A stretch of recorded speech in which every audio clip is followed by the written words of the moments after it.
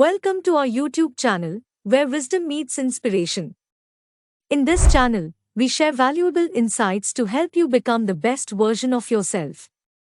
Our content is designed to uplift your spirit and enrich your life. Make sure to subscribe to our channel to stay connected with this incredible journey. Click the subscribe button below.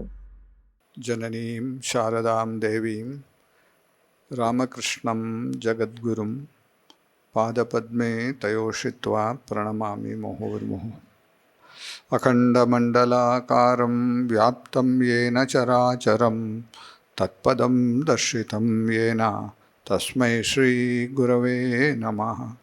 ಬ್ರಹ್ಮಸ್ವರೂಪಾ ಪರಮಾ ಜ್ಯೋತಿರೂಪಾ ಸನಾತನೀ ಸರ್ವವಿದ್ಯಾಧಿದೇವಿ ತಸ್ಯೈ ವಾಣ್ಯೈ ನಮೋ ನಮಃ.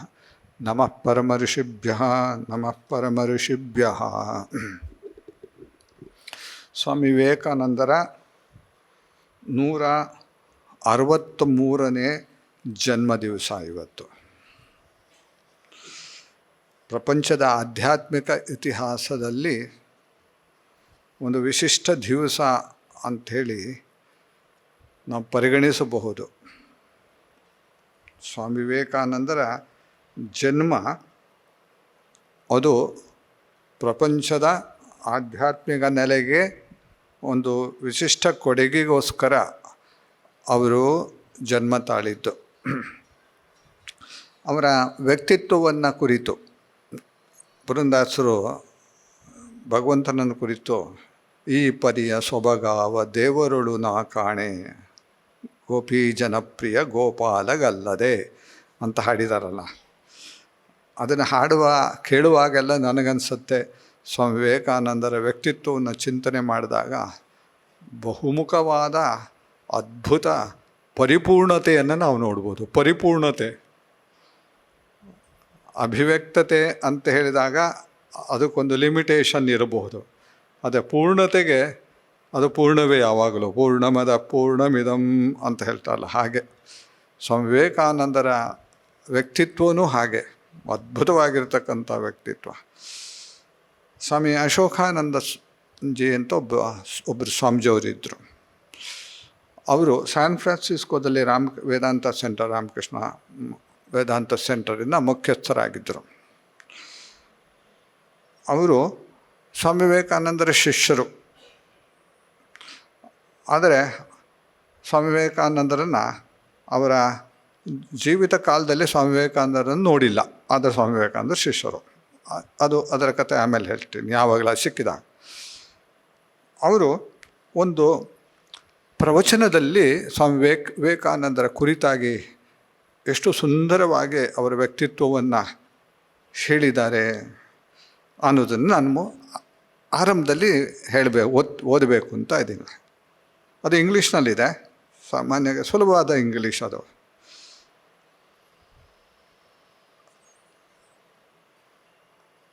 Swami Vivekananda was a tremendously great man, one of the world's very few messengers of light.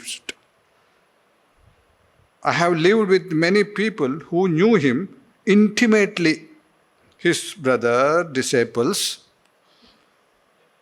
who had known him from his boyhood days, and his own disciples who had met him in the very early years of Swami Vivekananda's mission.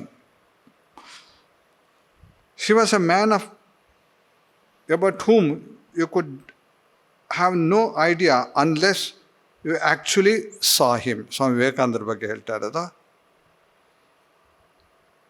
You could imagine that a human being could be so great, so wonderful, so full of power, wisdom, and all kinds of perfection. Even his master, Sri Ramakrishna, who is recognized in India by millions and millions of Hindus as an endowment of divinity, Avatar Purusha, of the same caliber as Buddha or Christ, Sri Ramakrishna ಬಗ್ಗೆ ಹೇಳ್ತಾ ಇದ್ದಾರೆ. could come to no end in describing Swami Vivekananda's greatness. ಎಷ್ಟು ಹೊಗಳಿದ್ರೆ ಸಾಕು ಅವರಿಗೆ ತೃಪ್ತಿ ಆಗ್ತಿರಲಿಲ್ಲ Shriram. This was sometime embarrassing to Swami Vivekananda because in his very presence he would compare him, a mere boy, barely out of his teens, with the spiritual great religious leaders of his time and declare him to be superior to them all. ಅದು ಮುಂದೆ ವಿವರಿಸಿ ಹೇಳ್ತೀನಿ ಆಮೇಲೆ. ಸ್ವಾಮಿ ವಿವೇಕಾನಂದರ ಈ ವ್ಯಕ್ತಿತ್ವವನ್ನು ಅವರು ವಿವರಿಸ್ತಾ ಹೋಗ್ತಾರೆ.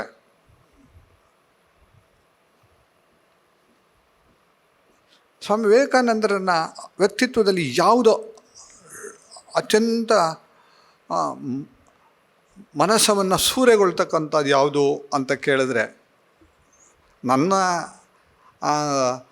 ಅಲ್ಪ ಬುದ್ಧಿಗೆ ತೋರುತ್ತೆ ಅವರ ಆಧ್ಯಾತ್ಮಿಕ ವ್ಯಕ್ತಿತ್ವ.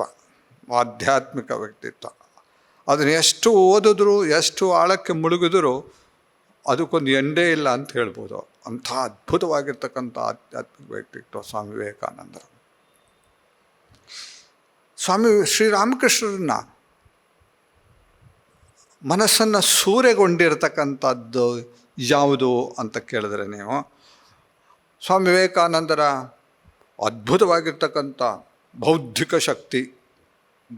ಶಕ್ತಿ, ಅತ್ಯಂತ ಸೂಕ್ಷ್ಮವಾಗಿರ್ತಕ್ಕಂಥ ವಿಷಯವನ್ನು ಅದನ್ನು ಹೇಳ್ತಕ್ಕಂಥದ್ದು, ಅರಿತುಕೊಳ್ತಕ್ಕಂಥದ್ದು ಶಕ್ತಿ ಅಥವಾ ಅತ್ಯಂತ ಸುಶ್ರಾವ್ಯವಾಗಿ ಹಾಡಿ ಅಲ್ಲಿರ್ತಕ್ಕಂಥ ಕೇಳುವವರ ಮನಸ್ಸನ್ನು ಸಂಪೂರ್ಣವಾಗಿ ಉನ್ನತ ಮಟ್ಟಕ್ಕೆ ಏರಿಸ್ತಕ್ಕಂಥ ಆ ಸಂಗೀತದ ಮಾಧುರ್ಯನ ಯಾವುದು ಶ್ರೀರಾಮಕೃಷ್ಣನ ಅದು ಸೂರೆಗೊಂಡಿದ್ದು ಅಂತ ಕೇಳಿದ್ರೆ, ನಿಜವಾಗಲೂ ಅದು ಸ್ವಾಮಿ ವಿವೇಕಾನಂದರ ಜ್ವಲಂತವಾಗಿರ್ತಕ್ಕಂಥ ಆಧ್ಯಾತ್ಮಿಕತೆ. ಮೊದಲನೇ ಬಾರಿಗೆ ಸ್ವಾಮಿ ವಿವೇಕಾನಂದರು ನೋಡಿದಿಂದ ಹಿಡಿದು ಕೊನೇ ತನಕನೂ ಸಹ ಶ್ರೀರಾಮಕೃಷ್ಣರಿಗೆ ಎದ್ದು ಕಾಣ್ತಾ ಇದ್ದಿದ್ದು ಯಾವುದು ಅಂತಂದರೆ ಸ್ವಾಮಿ ವಿವೇಕಾನಂದರ ಆಧ್ಯಾತ್ಮಿಕವಾಗಿರ್ತಕ್ಕಂಥ ವ್ಯಕ್ತಿತ್ವ, ಅದ್ಭುತವಾಗಿರ್ತಕ್ಕಂಥ ವ್ಯಕ್ತಿತ್ವ. ಆ ವ್ಯಕ್ತಿತ್ವವನ್ನು ಕುರಿತು ಕೆಲವು ವಿಷಯಗಳನ್ನು ನಿಮ್ಮ ಮುಂದೆ ಇಡಬೇಕು ಅಂತ ಇದ್ದೀನಿ.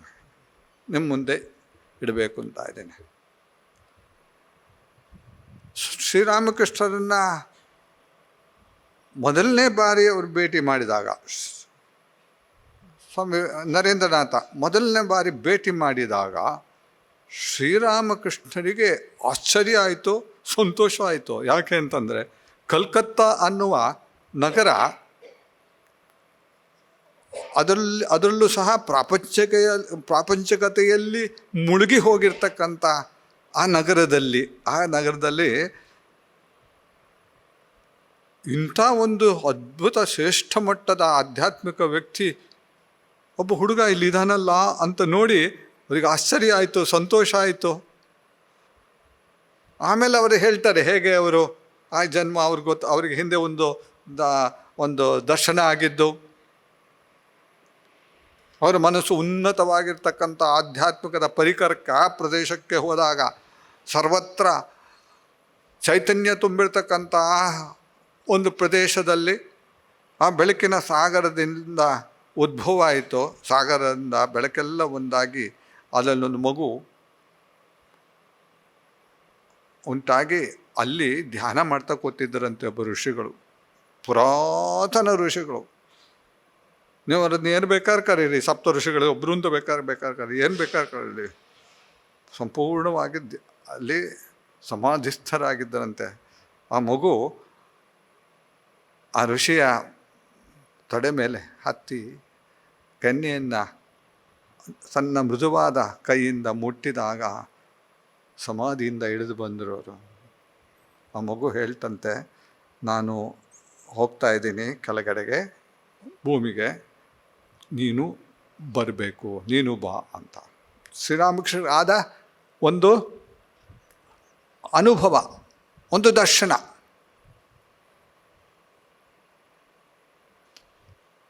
ಮೊದಲನೇ ಬಾರಿ ಕಂಡಾಗ ಇವರೇ ಅದು ಸಮಾಧಿಸ್ಥ ಆಗಿರ್ತಕ್ಕಂಥ ಅನ್ನುವಂಥ ಶ್ರೀರಾಮಕೃಷ್ಣ ಗೊತ್ತಾಯಿತು, ಅವರಿಗೆ ಗೊತ್ತಾಯಿತು. ನಂತರ ಅದು ಮೊದಲನೇ ಭೇಟಿ ಇದೆಯಲ್ಲ, ಶ್ರೀರಾಮಕೃಷ್ಣರ ನರೇಂದ್ರನ ಮೊದಲನೇ ಭೇಟಿ ಇದೆಯಲ್ಲ, ಭೇಟಿ ಅದು ನಿಜವಾಗ್ಲೂ ಒಂದು ಅದ್ಭುತವಾಗಿರ್ತಕ್ಕಂಥ ಭಾರತೀಯ ಆಧ್ಯಾತ್ಮಿಕ ಸಂಸ್ಕೃತಿಯ ಒಂದು ಮುಖವನ್ನು ನೀವು ಅದ್ರಲ್ಲಿ ನೋಡ್ಬೋದು. ಗುರು ತನಗೆ ಯೋಗ್ಯನಾಗಿರ್ತಕ್ಕಂಥ ಶಿಷ್ಯನಿಗೋಸ್ಕರ ಕಾಯ್ತಾ ಇದ್ದಾರೆ. ಅದು ಏನೋ ಆತುರದಿಂದ ಕಾಯ್ತಾ ಇದ್ದಾರೆ, ಇನ್ನೂ ಬರಲಿಲ್ವಲ್ಲ ಅಂತ. ಮೇಲೆ ಹತ್ತಿ ಮೇಲೆ ಹತ್ತಿ ಆ ಮೇಲ್ಗಡೆ ಆ ಕಟ್ಟಡದ ಮೇಲೆ ಹತ್ತಿಬಿಟ್ಟು, ಓ ಎಲ್ಲಿದ್ದೀರಾ, ಬನ್ನಿ ಬನ್ನಿ, ನಾನು ಕಾಯ್ತಾ ಇದ್ದೀನಿ ನಿಮಗೋಸ್ಕರ. ದೊಡ್ಡ ಸಂಪತ್ತನ್ನು ನಾನು ಇಟ್ಕೊಂಡಿದ್ದೀನಿ. ಏನು ಸಂಪತ್ತದು? ಆಧ್ಯಾತ್ಮಿಕದ ಅನುಭವದ ಸಂಪತ್ತು ನಾನು ಇಟ್ಕೊಂಡಿದ್ದೀನಿ, ನಿಮಗೋಸ್ಕರ ಹೊಡೆದಕ್ಕೆ ಕಾಯ್ತಾ ಇದ್ದೀನಿ, ಇನ್ನೂ ಬರಲಿಲ್ವಲ್ಲ ಅಂತ ಕರೆದಾಗ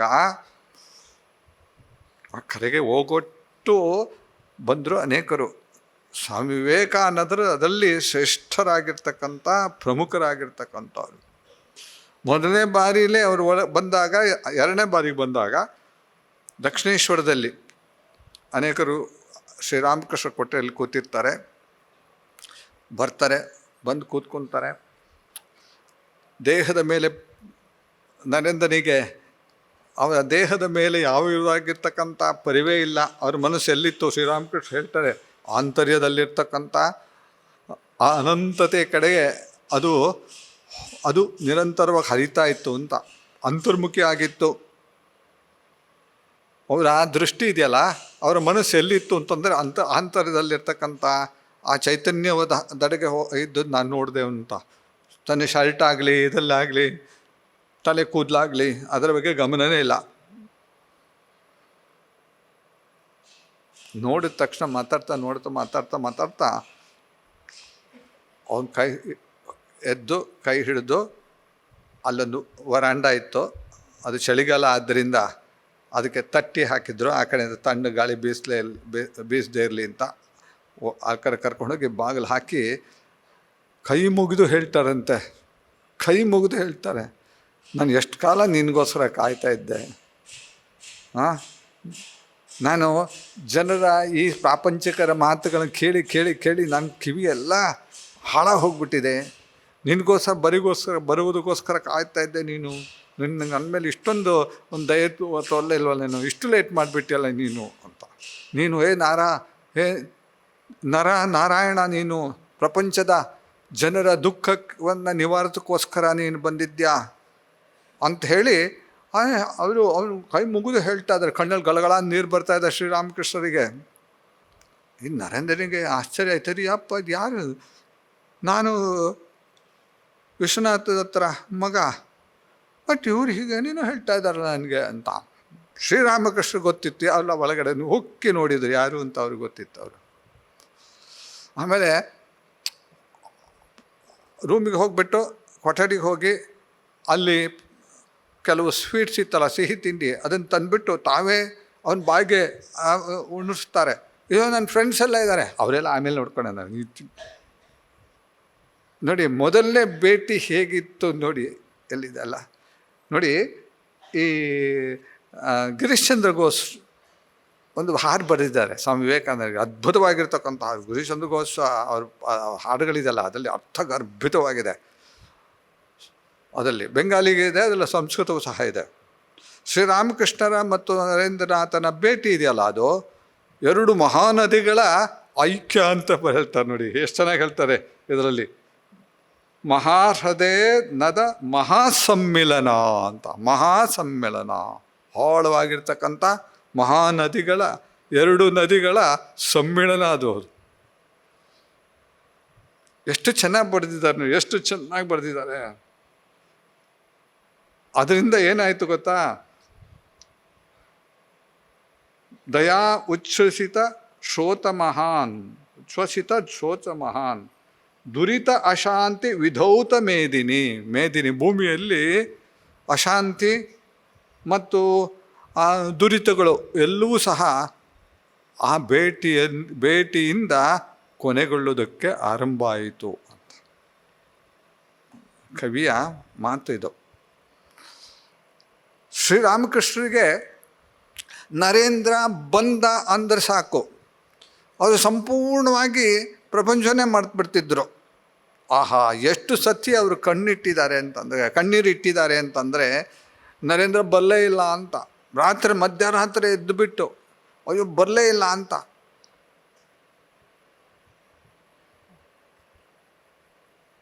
ವೈಕುಂಠನಾಥ ಸನ್ಯಾಲ್ ಅಂತ ಅವರು ಒಬ್ಬರು ಭಕ್ತರು ರಾತ್ರಿ ಅಲ್ಲಿ ಉಳ್ಕೊಂಡಿದ್ರು ದಕ್ಷಿಣೇಶ್ವರದಲ್ಲಿ. ಅವತ್ತು ಅವ್ರು ಹೇಳ್ತಾರೆ, ಮಧ್ಯರಾತ್ರಿ ಎದ್ದುಬಿಟ್ಟು ಅವರು ಅವನ ಹತ್ರ ಹೋಗಿ, ನೋಡು ಆ ಹುಡುಗ ಬರಲೇ ಇಲ್ಲ, ನರೇಂದ್ರ ಬರಲೇ ಇಲ್ಲ, ಎಷ್ಟು ದಿವಸ ಆಯ್ತು ಬರಲಿಲ್ಲ ಅವನು. ನನ್ನ ಹೃದಯದ ನನ್ನ ಎದೆ ಇದೆಯಲ್ಲ ಅದ್ರ ಒಳಗಡೆ ನೋಡು ಹೀಗೆ ಒದ್ದೆ ಬಟ್ಟೆಯನ್ನು ಹಿಂಡಿದಾಗ ಆಗತ್ತಲ್ಲ, ಹಾಗೆ ಹಿಂಡಿದಾಗ ಆಗ್ತಾ ಇದೆ ನನಗೆ ಅವ್ನು ನೋಡಬೇಕು ಅಂತ. ಹಿಂಡಿದಾಗ ಆಗ್ತಾ ಇದೆ ಅಂತ ಅವ್ರು ಕಣ್ಣೀರು ಇಡ್ತಾ ಇದ್ರು. ಮಧ್ಯ ಹೋಗಿ ಹೇಳೋದು, ಬರಲೇ ಇಲ್ಲ ಅವನು, ನೀನು ನಾಳೆ ಹೋಗಿ ಅವನಿಗೆ ಹೇಳು ಕರ್ಕೊಂಬ ಅಂತ. ಶಿಷ್ಯನನ್ನು ನೋಡುವ ತವಕ ಅಲ್ವಾ? ತವಕ, ಅದೆಂಥ ತವಕ ಅದು. ಯಾಕೆ ಅಂತಂದರೆ ತಾವು ಏನನ್ನ ಅನೇಕ ವರ್ಷಗಳ ನಿರಂತರವಾಗಿರತಕ್ಕಂಥ ಅದ್ಭುತ ಆಧ್ಯಾತ್ಮಿಕ ಸಾಧನೆಗಳನ್ನು ಮಾಡಿ ಅದರ ಒಳಗಡೆ ಹುದುಗಿದ್ದ ಆಧ್ಯಾತ್ಮಿಕ ರತ್ನಗಳನ್ನು ಸಂಗ್ರಹಿಸಿ ಅದನ್ನು ನರೇಂದ್ರನಿಗೆ ಕೊಡೋದಕ್ಕೋಸ್ಕರ ಅಲ್ವಾ, ಪ್ರಪಂಚದ ಉದ್ಧಾರಕ್ಕೋಸ್ಕರ. ಅದು ಎಷ್ಟು ಸತಿ ಅವರು ಕಣ್ಣೀರಿಟ್ಟಿದ್ದಾರೆ. ನರೇಂದ್ರ ಅಂತ ಬಂದ ಅಂದರೆ ಅವತ್ತಿನ ಹಬ್ಬ ಅಂತೆ. ಅವತ್ತು ಹಬ್ಬ ಅಂತೆ, ಎಲ್ಲಿ? ದಕ್ಷಿಣೇಶ್ವರದಲ್ಲಿ ಹಬ್ಬ.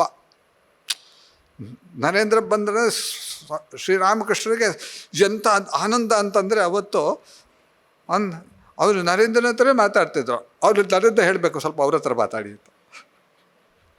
ಅಷ್ಟು ಮಟ್ಟಿಗೆ ಅವ್ರು ಯಾರಾದರೂ ನರೇಂದ್ರನಿಗೆ ಬಗ್ಗೆ ಏನಾದ್ರು ಕೆಟ್ಟದಾಗಿ ಹೇಳಿಬಿಟ್ರೆ ಅವ್ರು ಹೇಳ್ತಾ ಇದ್ರು, ಶಿವನಿಂದೆ ಮಾಡ್ತಾ ಇದ್ದೆ ನೀನು ಅಂತ, ಶಿವನಿಂದೆ ಮಾಡ್ತಾ ಇದ್ಯಾ ನೀನು ಅಂತ ಹೇಳೋರು. ಶಿವನಿಂದೆ ಅವರು ಒಂದು ಕಡೆ ಅವ್ರು ಹೇಳ್ತಾರೆ ನೋಡಿ, ಅವರು ಈ ನರೇಂದ್ರನಿಗೆ ನೀವು ಬಗ್ಗೆ ಏನಾದರೂ ಅಪಖ್ಯಾತಿ ಏನಾದರೂ ನೀವು ಹೇಳೋದಾದರೆ ಅದು ನಿಮಗೆ ಗೊತ್ತಿಲ್ಲ. Let no one judge Naren, no one will ever be able to understand him fully. ಅಷ್ಟು ಸುಲಭವಾಗಿ ಅವನ್ನ ನೀವು ಅಳಿಬೇಡಿ. ನಿಮ್ಮ ಅಲ್ಪ ಬುದ್ಧಿಯಿಂದ ಈ ಪ್ರಪಂಚದಲ್ಲಿ ನರೇಂದ್ರ ಯಾರು, ಅವನ ವ್ಯಕ್ತಿತ್ವದ ಬಗ್ಗೆ ಯಾರೂ ಸಹ ಪೂರ್ಣವಾಗಿ ಅರ್ಥಕೊಳ್ಳೋಕೆ ಸಾಧ್ಯ ಇಲ್ಲ ಅಂತ. ಸತ್ಯ, ಅದು ಸತ್ಯ. ನರೇಂದ್ರ ಬಂದ ಅಂದರೆ ಅವ್ರಿಗೆ ಸಂತೋಷ. ಕೆಲವು ಸತಿ ಅವರೇ ಕಲ್ಕಟ್ಟಕ್ಕೆ ಹೋಗೋರು ನರೇಂದ್ರ ಹುಡ್ಕೊಂಡು. ಒಂದು ಸತಿ ಈ ಬ್ರಹ್ಮ ಸಮಾಜಕ್ಕೆ ಅವರು ಅಲ್ಲಿದ್ದಾನೆ ಅಂತ ಕೇಳಿಬಿಟ್ಟು ಬಂದಿರಲಿಲ್ಲ ನರೇಂದ್ರ ಅಂತ. ಅವನು ಬ್ರಹ್ಮ ಸಮಾಜದಲ್ಲಿ ಇವತ್ತು ಅಲ್ಲಿ ಅವನು ಹಾಡ್ತಾ ಇದ್ದಾನೆ ಅವ್ರಿಗೆ ಹೇಳಿದ್ರು. ಸರಿ, ಒಂದು ಗಾಡಿ ಮಾಡ್ಕೊಂಡು ಹೋದರು ದಕ್ಷಿಣೇಶ್ವರ. ಒಬ್ಬರೇ ಹೋಗಿದ್ದಾರೆ. ಕತ್ತಲೆ ಆಗಿದೆ. ಅವರು ಯಾವಾಗ ರಾಮಕೃಷ್ಣರು ಒಳಗಡೆ ಕಾಲಿಟ್ಟರೋ ಆವಾಗ ಒಂದು ರಾಮಕೃಷ್ಣರು ಬಂದಿದ್ದಾರೆ ಅಂಥೇಳಿ ಅಲ್ಲಿ ಇರೋ ಕೆಲವೆಲ್ಲ ಭಾಳ ಒಂದು ಏನೇ ಜನರಲ್ಲಿ ಒಂದು ಉತ್ಸಾಹ, ಒಂದು ಏನೋ ಒಂದು ಡಿಸ್ಟರ್ಬ್ ಆದಾಗೆ. ತಕ್ಷಣ ಯಾರೋ ಕಿಡಿಗೇಡಿಗಳು, ಯಾಕೆಂದರೆ ಅನೇಕರಿಗೆ ಶ್ರೀರಾಮಕೃಷ್ಣರನ್ನ ಕಂಡ್ರೆ ಆಗ್ತಾಯಿರಲಿಲ್ಲ. ಯಾಕೆ ಅಂತಂದರೆ ಈ ಕೇಶವಚಂದ್ರ ಸೇನು ಸ್ವಲ್ಪ ಬದಲಾವಣೆ ಆಗಿಬಿಟ್ಟಿದ್ದಾನೆ, ಭಕ್ತಿ ಮಾರ್ಗ ಹಿಡಿದಿದ್ದಾನೆ. ಮತ್ತು ಈ ದೇವಿಯ ಬಗ್ಗೆ ಅವ್ರು ಹೇಳ್ತಾರೆ, ದೇವರಿದ್ದಾರೆ, ದೇವರ ಸ್ವರೂಪದ ಬಗ್ಗೆ ಅವರಲ್ಲಿ ನಂಬಿಕೆ ಬಂದುಬಿಟ್ಟಿದೆ. ಅದೆಲ್ಲ ಶ್ರೀರಾಮಕೃಷ್ಣ ಕಾರಣ ಅಂತ ಸ್ವಲ್ಪ ಅಸಮಾಧಾನ ಇತ್ತು. ಮತ್ತು 2 ಭಾಗ ಆಗಿತ್ತು ಅದರಲ್ಲೂ ಸಹ ಕಾರಣದಿಂದ ಬ್ರಹ್ಮ ಸಮಾಜದಲ್ಲಿ. ಹಾಗಾಗಿ ಕೆಲವು ಯಾರೋ ಏನು ಮಾಡಿದ್ರು, ಆಗ ಈ ದೀಪ ಅಂದರೆ ಈಗ ಎಲೆಕ್ಟ್ರಿಕಲ್ ದೀಪ ಅಲ್ಲ, ಆಗ ಆ ದೀಪವನ್ನು ಆರಿಸ್ಬಿಟ್ರು. ಕತ್ತಲೆ ಎಲ್ಲೋ ಒಂಚೂರು ಅಲ್ಲೊಂದು ಸಣ್ಣದೊಂದು ಬುಡ್ಡಿ ದೀಪ ಇತ್ತು ಅಂತ ಕಾಣುತ್ತೆ. ನರೇಂದ್ರ ಮೇಲ್ಗಡೆ ಕೂತ್ಕೊಂಡಿದ್ನಲ್ಲ, ಅವನು ಗಮನಿಸ್ದ ಶ್ರೀರಾಮಕೃಷ್ಣ ಬರೋದನ್ನು. ಅವ್ರು ಯಾಕೆ ಬರ್ತಿದ್ದಾರೆ ಅಂತ ಗೊತ್ತಾಯಿತು. ತಕ್ಷಣ ಕೆಳಗೆ ಇಳಿದು ಬಂದುಬಿಟ್ಟು ಹೋಗಿ ಅವ್ರ ಕೈ ಹಿಡಿದು ಬೇರೆ ಒಂದು ಅಲ್ಲಿ ಹೊರಗಡೆ ಕರ್ಕೊಂಡು ಹೋಗ್ತಾನೆ. ಕರ್ಕೊಂಡು ಹೋಗ್ಬಿಟ್ಟು ಅವ್ನು ಹೇಳ್ತಾರೆ, ನೀವು ಯಾಕೆ ಬಂದಿದ್ದು, ನೀವು ಇಲ್ಲಿ ಯಾಕೆ ಬಂದಿರಿ, ನನಗೋಸ್ಕರ ಯಾಕೆ ಬಂದಿರಿ ನೀವು, ಒಂದು ಸ್ವಲ್ಪ ಬೈತಾನೆ. ಅದು ಹೇಳ್ತಾ ನನಗೆ ನೋಡಬೇಕು ಅನ್ನಿಸ್ತು, ಅದಕ್ಕೋಸ್ಕರ ಬಂದಿದ್ದು. ಎಷ್ಟು ಮಟ್ಟಿಗೆ ನರೇಂದ್ರ ಏನು ಹೇಳಿದ್ರು ಕೇಳಿಸ್ಕೊತಾರೆ. ನೋಡೋ ತಿಂಡಿ ತಂದಿದ್ದೀನಿ, ಸ್ವೀಟ್ ಇದು. ಒಬ್ಬ ತಾಯಿಗೆ ತನ್ನ ಮಗು ಶಾಲೆಯಿಂದ ಅಥವಾ ಎಲ್ಲ ಟೂರ್ ಹೋಗಿರ್ತಾರೆ ಅಂತ ಇಟ್ಕೊಳ್ಳಿ. ಅದು ಬರುವಾಗ ಎಷ್ಟೊಂದು ಆತುರತೆ ಇರುತ್ತೆ ನೋಡಿ ಅಲ್ವಾ, ಅಲ್ಲ ಇನ್ನೂ ಬರಲಿಲ್ವಲ್ಲ ಅಂತ. ಅದಕ್ಕಿಂತ ಸಹಸ್ರಪಟ್ಟು ಜಾಸ್ತಿ ಶ್ರೀರಾಮಕೃಷ್ಣರಿಗೆ ನರೇಂದ್ರನನ್ನು ನೋಡಬೇಕು ಅನ್ನುವ ಆತುರ. ಅದು ನೋಡಿ, ಶ್ರೀರಾಮಕೃಷ್ಣ ಹೃದಯ ಇದೆಯಲ್ಲ ಪವಿತ್ರವಾಗಿರ್ತಕ್ಕಂಥದ್ದು, ಆ ಪ್ರೇಮ ಇದೆಯಲ್ಲ ಅದು ಪವಿತ್ರವಾಗಿರ್ತಕ್ಕಂಥದ್ದು. ಇನ್ನು ಮುಂದೆ ಬರೋಣ. ಎಷ್ಟು ಹೊಗಳಿದ್ರೂ ಸಹ ಶ್ರೀರಾಮಕೃಷ್ಣರಿಗೆ ತೃಪ್ತಿನೇ ಇಲ್ಲ ನರೇಂದ್ರನ. ಒಂದು ಸತಿ ಒಂದು ದಕ್ಷಿಣೇಶ್ವರದಲ್ಲೇ ಕೇಶವಚಂದ್ರ ಮತ್ತು ವಿಜಯಕೃಷ್ಣ ಗೋಸು ಅವರೆಲ್ಲ ಆವಾಗ ಹೆಸರುವಾಸಿ. ಕೇಶವಚಂದ್ರ ಅಂತಂದರೆ ಹೆಸರುವಾಸಿ ಆಗಿನ ಕಾಲ, ವೆರಿ ಫೇಮಸ್ಸು. ಆ ಕಾಲದಲ್ಲೇ ಅವರು ಭಾಷಣ ಮಾಡ್ತಾರೆ ಅಂತಂದರೆ ಆ ದೊಡ್ಡ ಮೈದಾನದಲ್ಲೇ ಒಂದು 5,000-6,000 ಜನ ಸೇರ್ತಾ ಇದ್ದಾರಂತೆ. ನೆನ್ಪಿಟ್ಕೊಳ್ಳಿ, ಈ ಮೈಕು ಸ್ಪೀಕರು ತಿರುಗಿಸೋದು ಯಾವುದೂ ಇಲ್ಲ ಆವಾಗ. ಕಿವಿಯಿಂದನೇ ಕೇಳಬೇಕು. ಹಾಗಾದ್ರೆ ಕಿವಿ ಎಷ್ಟು ಸೂಕ್ಷ್ಮ ಆಗಿತ್ತು ನೋಡಿ ಅಲ್ವಾ, ಕೇಳುವ ಇದು. ಈಗೆಲ್ಲ ಹೊಟ್ಟೋಯ್ತು, ನಾನು ನೋಡಿದ್ರೆ ಗೊತ್ತಾಗತ್ತೆ ನಿಮಗೆ, ಹೊಟ್ಟೆ ಹೋಗಿದೆ ಅಲ್ಲ, ಸೂಕ್ಷ್ಮತೆ ಹೊಟ್ಟೋಗ್ಬಿಟ್ಟಿದೆ. ಆದರೆ ಆ ಕಾಲದಲ್ಲಿ 5,000 ಜನ ಅವ್ನು ಕೇಳಕ್ಕೆ ಬರ್ತಾ ಇದ್ದಾರಂತೆ, ನಿಶಬ್ದವಾಗಿ ಕೇಳ್ತಾರೆ. ಆಗಿನ ಕಾಲದಲ್ಲಿ ಹೋಗಿ ರಾಣಿಯನ್ನು ಭೇಟಿ ಮಾಡಿದ ಅಂತ ದೊಡ್ಡ ಅದು ಇದು. ಅವರು ಬಂದು ಕೂತ್ಕೊಂಡಿದ್ದಾರೆ. ವಿಜಯಕೃಷ್ಣ ಗೋಸ್ವಾಮಿ ಇನ್ನು ಕೆಲವೆಲ್ಲ ಕೂತಿದ್ದಾರೆ. ಬ್ರಹ್ಮ ಸಮಾಜದ ದಿಗ್ಗಜಗಳು ಆಗ ಅವ್ರ ಮುಂದೆ ಅವ್ರು ನೋಡ್ತಾ ಇರುವಾಗ ಅವರಿಗೆ ದೇವಿ ನರೇಂದ್ರ ಕೂತ್ಕೊಂಡಿದ್ದಾನೆ ಅಲ್ಲಿ. ಈಗ ನರೇಂದ್ರನ ನೋಡಿದ್ರು, ಆಮೇಲೆ ಕೇಶವಚಂದ್ರ ನೋಡಿದ್ರು, ತಕ್ಷಣ ಅವರು ಭಾವ ಸಮಾಧಿ ಕೊಟ್ಟೋದ್ರು. ಸಮಾಧಿ ಹೈಯರ್ ಸ್ಟೇಟ್ಗೆ. ಒಂದು ಸತಿ ನರೇಂದ್ರ ನೋಡ್ತಾರೆ, ಇನ್ನೊಂದು ಸತಿ ಕೇಶವನ್ ನೋಡ್ತಾರೆ. ಆಮೇಲೆ ಹೇಳೋಕ್ಕೆ ಆರಂಭ ಮಾಡಿದ್ರು, ನೋಡಿ ಇಲ್ಲಿ ಕೇಶವ ಕೂತಿದ್ದಾನಲ್ಲ, ನಾನು ನೋಡ್ತಾ ಇದ್ದೀನಿ, ನಾನು ಅವರು ಒಳಗಡೆ ನೋಡ್ತಾ ಇದ್ದೀನಿ, ನನ್ನ ದೇವಿ ತೋರಿಸ್ಕೊಡ್ತಾ ಇದ್ದಾಳೆ. ಏನು ಅಂತಂದರೆ ಅವನು 10 ದಳದ 100 ದಳದ ಪದ್ಮ ಇದ್ದ ಹಾಗೆ, 100 ದಳ. ನಮ್ಮ ನರೇಂದ್ರ ಕೂತಿದ್ದ ನೋಡಿ ಇಲ್ಲಿ, ಅವನು 1000 ದಳ ಪೂರ್ಣವಾಗಿ ಅಳೆದಿರ್ತಕ್ಕಂಥದ್ದು ನರೇಂದ್ರ ಕೂತಿದ್ದಾನೆ ಅಂತ. ಅಷ್ಟಕ್ಕೆ ಸುಮ್ಮನೆ ಆಗಲಿಲ್ಲ. ಆಮೇಲೆ ಹೇಳಕ್ಕೆ ಆರಂಭ ಮಾಡಿದ್ರು, ನೋಡಿ ಈ ಕೇಶವ ಇದ್ದಾನಲ್ಲ, ಅವನು ಒಂದು ದೊಡ್ಡ ಕೊಳ ಇದ್ದ ಹಾಗೆ, ದೊಡ್ಡ ಕೊಳ ಇದ್ದಾಗೆ ಅವನು. ಬಾವಿಯಲ್ಲ ಕೊಳ. ನೋಡಿ ನರೇಂದ್ರ ಗೊತ್ತಿದ್ದ ನೋಡಿ, ಅವನಲ್ಲಿ ಒಳಗಡೆ ನೋಡ್ತಾ ಇದ್ದೀನಿ ಒಂದು ದೊಡ್ಡ ಸರೋವರ. ಹೀಗೆ ಹೇಳಕ್ಕೆ ಆರಂಭ ಮಾಡಿದ್ರು ನೋಡಿ. ನರೇಂದ್ರ ಅಲ್ಲಿಂದ ಎದ್ದೋಟವದ. ಆಮೇಲೆ ಅವರೆಲ್ಲ ಹೋದ ಮೇಲೆ ಅವರು ಹಿಡ್ಕೊಂಡು ನೀವು ಏನು ಹೇಳ್ತಾ ಇದ್ದೀರಾ, ಅವನು ಕೇಶವಚಂದ್ರ ಎಲ್ಲಿ, ನಾನೆಲ್ಲಿ, ನೀವು ಏನೇನೋ ಹೇಳ್ತಾ ಇದ್ದಿಲ್ಲ, ಮನಸ್ಸಿಗೆ ಬಂದಾಗ ಹೇಳೋದ ಅಂತ. ಅವ್ರು ನಗ್ತಾ ಹೇಳ್ತಾರೆ, ನಾನೇನು ಮಾಡಲಪ್ಪ, ನಂಗೆ ದೇವಿ ತೋರಿಸ್ಕೊಟ್ಲು, ನಿಂಗೆ ತೋರಿಸ್ಕೊಟ್ಟು ಅದನ್ನು ಹೇಳಿದ್ದೀನಿ ನಾನು, ದೇವಿ ಏನು ತೋರಿಸ್ಕೊಟ್ರು ಅದನ್ನು ನಾನು ಹೇಳ್ತಾ ಇದ್ದೀನಿ ಅಂತ. ಹೀಗೆ ತನ್ನ ಶಿಷ್ಯನನ್ನು ಹೊಗಳೋದಿದೆಯಲ್ಲ, ಅದು ಯಾವ ಗುರುವು ಸಹ ಶಿಷ್ಯನನ್ನು ಅವನ ಎದುರುಗಡೆ ಹೊಗಳೋದೇ ಇಲ್ಲ. ಯಾಕೆ ನಿಮ್ಗೆ ಗೊತ್ತಿದೆ ಅಲ್ವಾ, ನೆತ್ತಿಗೆ ಇರುತ್ತೆ ಅಲ್ವಾ, ನೆತ್ತಿಗೆ ಏರಿಬಿಡುತ್ತೆ. ಅದಕ್ಕೆ ಯಾವ ಗುರು ಆಗಲಿ ಸಣ್ಣ ಶಿಷ್ಯನನ್ನು ಹೊಗಳೋದಿಲ್ಲ. ಹೊಗಳಿದ್ರೆ ಆಯಿತು ಕತೆ, ಅವನ ಶಿಷ್ಯ ಬಿದ್ದೋದ, ಕೆಳಗಡೆ ಬಿದ್ದೋಗ್ತಾನೆ, ಬಿಡಿ ಬಿದ್ದೋ ಹೊರ್ತಾಗ್ತಾನೆ. ಆದರೆ ನರೇಂದ್ರನಿಗೆ ಎಕ್ಸೆಪ್ಷನ್ ಇದೆ. ನರೇಂದ್ರನಿಗೆ ಎಕ್ಸೆಪ್ಷನ್ ಇದೆ. ಅವ ಎದುರುಗಡೆ ಎಲ್ಲರ ಮುಂದುಗಡೆ ಹೊಗಳ್ತಾ ಇದ್ರು. ಯಾಕೆ ಅಂತಂದರೆ ನರೇಂದ್ರನಿಗೆ ಆ ಹೊಗಳಿಕೆಯನ್ನು ಇದನ್ನೆಲ್ಲ ಅರ್ಗಿಸ್ತಕ್ಕಂಥ ಶಕ್ತಿ ಇದೆ ಅಂತ. ಇದನ್ನೆಲ್ಲ ಕೇರೆ ಮಾಡೋದಿಲ್ಲ, ನಾನು ಕೇರೆ ಮಾಡೋದಿಲ್ಲ. ಆ ಶ್ರೇಷ್ಠತೆ ನೀವು ನೋಡಬೇಕಲ್ವಾ. ನಮ್ಗೆ ಯಾರಾದರೂ ಹೊಗಳ್ಬಿಟ್ಟು ಸಾಕು, ಸ್ವಾಮೀಜಿ ನಿಮ್ಮ ಟಾಕು ಭಾಳ ಚೆನ್ನಾಗಿತ್ತು ಅಂತ, ಭೂಮಿಯಿಂದ ಒಂದಡಿ ಮೇಲೆ ಇದ್ದಾಗ ಅನಿಸುತ್ತೆ ನಮಗೆ, ಟಚ್ಚೇ ಮಾಡಿಲ್ಲ ಅಂತ ಅನಿಸುತ್ತೆ ಭೂಮಿಗೆ ಅಲ್ವಾ. ಅಷ್ಟು ಮಟ್ಟಿಗೆ ನಾವು ಹೊಗಳಿಕೆಯನ್ನು ನಿರೀಕ್ಷಣೆ ಮಾಡ್ತೀವಿ. ಆದರೆ ನರೇಂದ್ರನಿಗೆ ಅದು ಯಾವುದೂ ಇಷ್ಟವೇ ಇಲ್ಲ, ಅದು ಯಾವುದೂ ಇಲ್ಲ. ಅದು ಎಷ್ಟು ಸತಿ ನರೇಂದ್ರನಿಗೋಸ್ಕರ ಅವರು ಕಾಯ್ತಾ ಇದ್ರು. ನರೇಂದ್ರನ ಬಂದೆ ಅವ್ರು ಒಂದು ಸತಿ ಏನಾಗಿದೆ, ಅಲ್ಲಿ ಯಾರೋ ಹೇಳಿದ್ರು ನರೇಂದ್ರ ಬೋಟಲ್ಲಿ ಬರ್ತಾ ಇದ್ದಾನೆ ಅಂತ. ಓಡಿದ್ರೆ ನೋಡಿ ಎಲ್ಲಿಗೆ, ಘಾಟಿಗೆ, ಬೋಟಲ್ಲಿ. ಅಲ್ಲಿ ಬೋಟ್ ಬಂತು, ನರೇಂದ್ರ ಅಲ್ಲಿ ಕೂತ್ಕೊಂಡಿದ್ದ. ನೋಡಿದ ತಕ್ಷಣ ನರೇಂದ್ರ ಅಂತ ಹೇಳಿದ್ರು ಸಮಾಧಿ ಕೊಟ್ಟೋದ್ರು. ಸಮಾಧಿ ಬಾಸ್. ಅದು ನೋಡಿದಾಗ ನರೇಂದ್ರ ನೋಡಿದ ತಕ್ಷಣ ಸಾಕು ಸಮಾಧಿ ಕೊಟ್ಟೋದ್ರು. ಅಷ್ಟು ಸಂತೋಷದಿಂದ, ಅಷ್ಟು ಇದರಿಂದ ಆದ ಠಕ್ ಅಂದ. ಹಾಗಾದರೆ ಆ ವ್ಯಕ್ತಿತ್ವ ಹೇಗಿರಬೇಕು ಯೋಚನೆ ಮಾಡಿ. ಸ್ವಾಮಿ ವಿವೇಕಾನಂದರ ವ್ಯಕ್ತಿತ್ವ, ಆಧ್ಯಾತ್ಮಿಕ ವ್ಯಕ್ತಿತ್ವ ಬಗ್ಗೆ ನೀವು ಯೋಚನೆ ಮಾಡಿ ಹೇಗಿತ್ತು ಅಂತ. ಶ್ರೀರಾಮಕೃಷ್ಣರ ಮನಸ್ಸು ಪರಿಶುದ್ಧತೆಯನ್ನು ನೋಡ್ತಾ ಇತ್ತು, ಎಲ್ಲಿದೆ ಅಂತ. ಪರಿಶುದ್ಧವಾದನ್ನೇ ಚಿಂತನೆ ಇತ್ತಿತ್ತು. ಆ ಪರಿಶುದ್ಧದಿಂದ ಅವ್ರ ಮನಸ್ಸು ಮೇಲೆ ಹೋಗ್ತಾ ಇತ್ತು, ಎಲ್ಲಿಗೆ, ಸಮಾಧಿಗೆ ಹೋಗ್ತಾ ಇತ್ತು. ಅದೆಷ್ಟು ಬಾರಿ ಮೊದಲನೇ, ಎರಡನೇ ಅಥವಾ ಮೂರನೇ ಭೇಟಿಯಲ್ಲೇ ನರೇಂದ್ರನಿಗೆ ಆ ಸಮಾಧಿಯ, ನಿರ್ವಿಕಲ್ಪ ಸಮಾಧಿಯ ಅನುಭವವನ್ನು ಕೊಡೋದಕ್ಕೆ ಶ್ರೀರಾಮಕೃಷ್ಣರು ರೆಡಿಯಾಗಿದ್ದರು. ಎಲ್ಲೋ ಕರ್ಕೊಂಡು ಹೋಗ್ತಾರೆ ಪಂಚವಟಿಗೆ.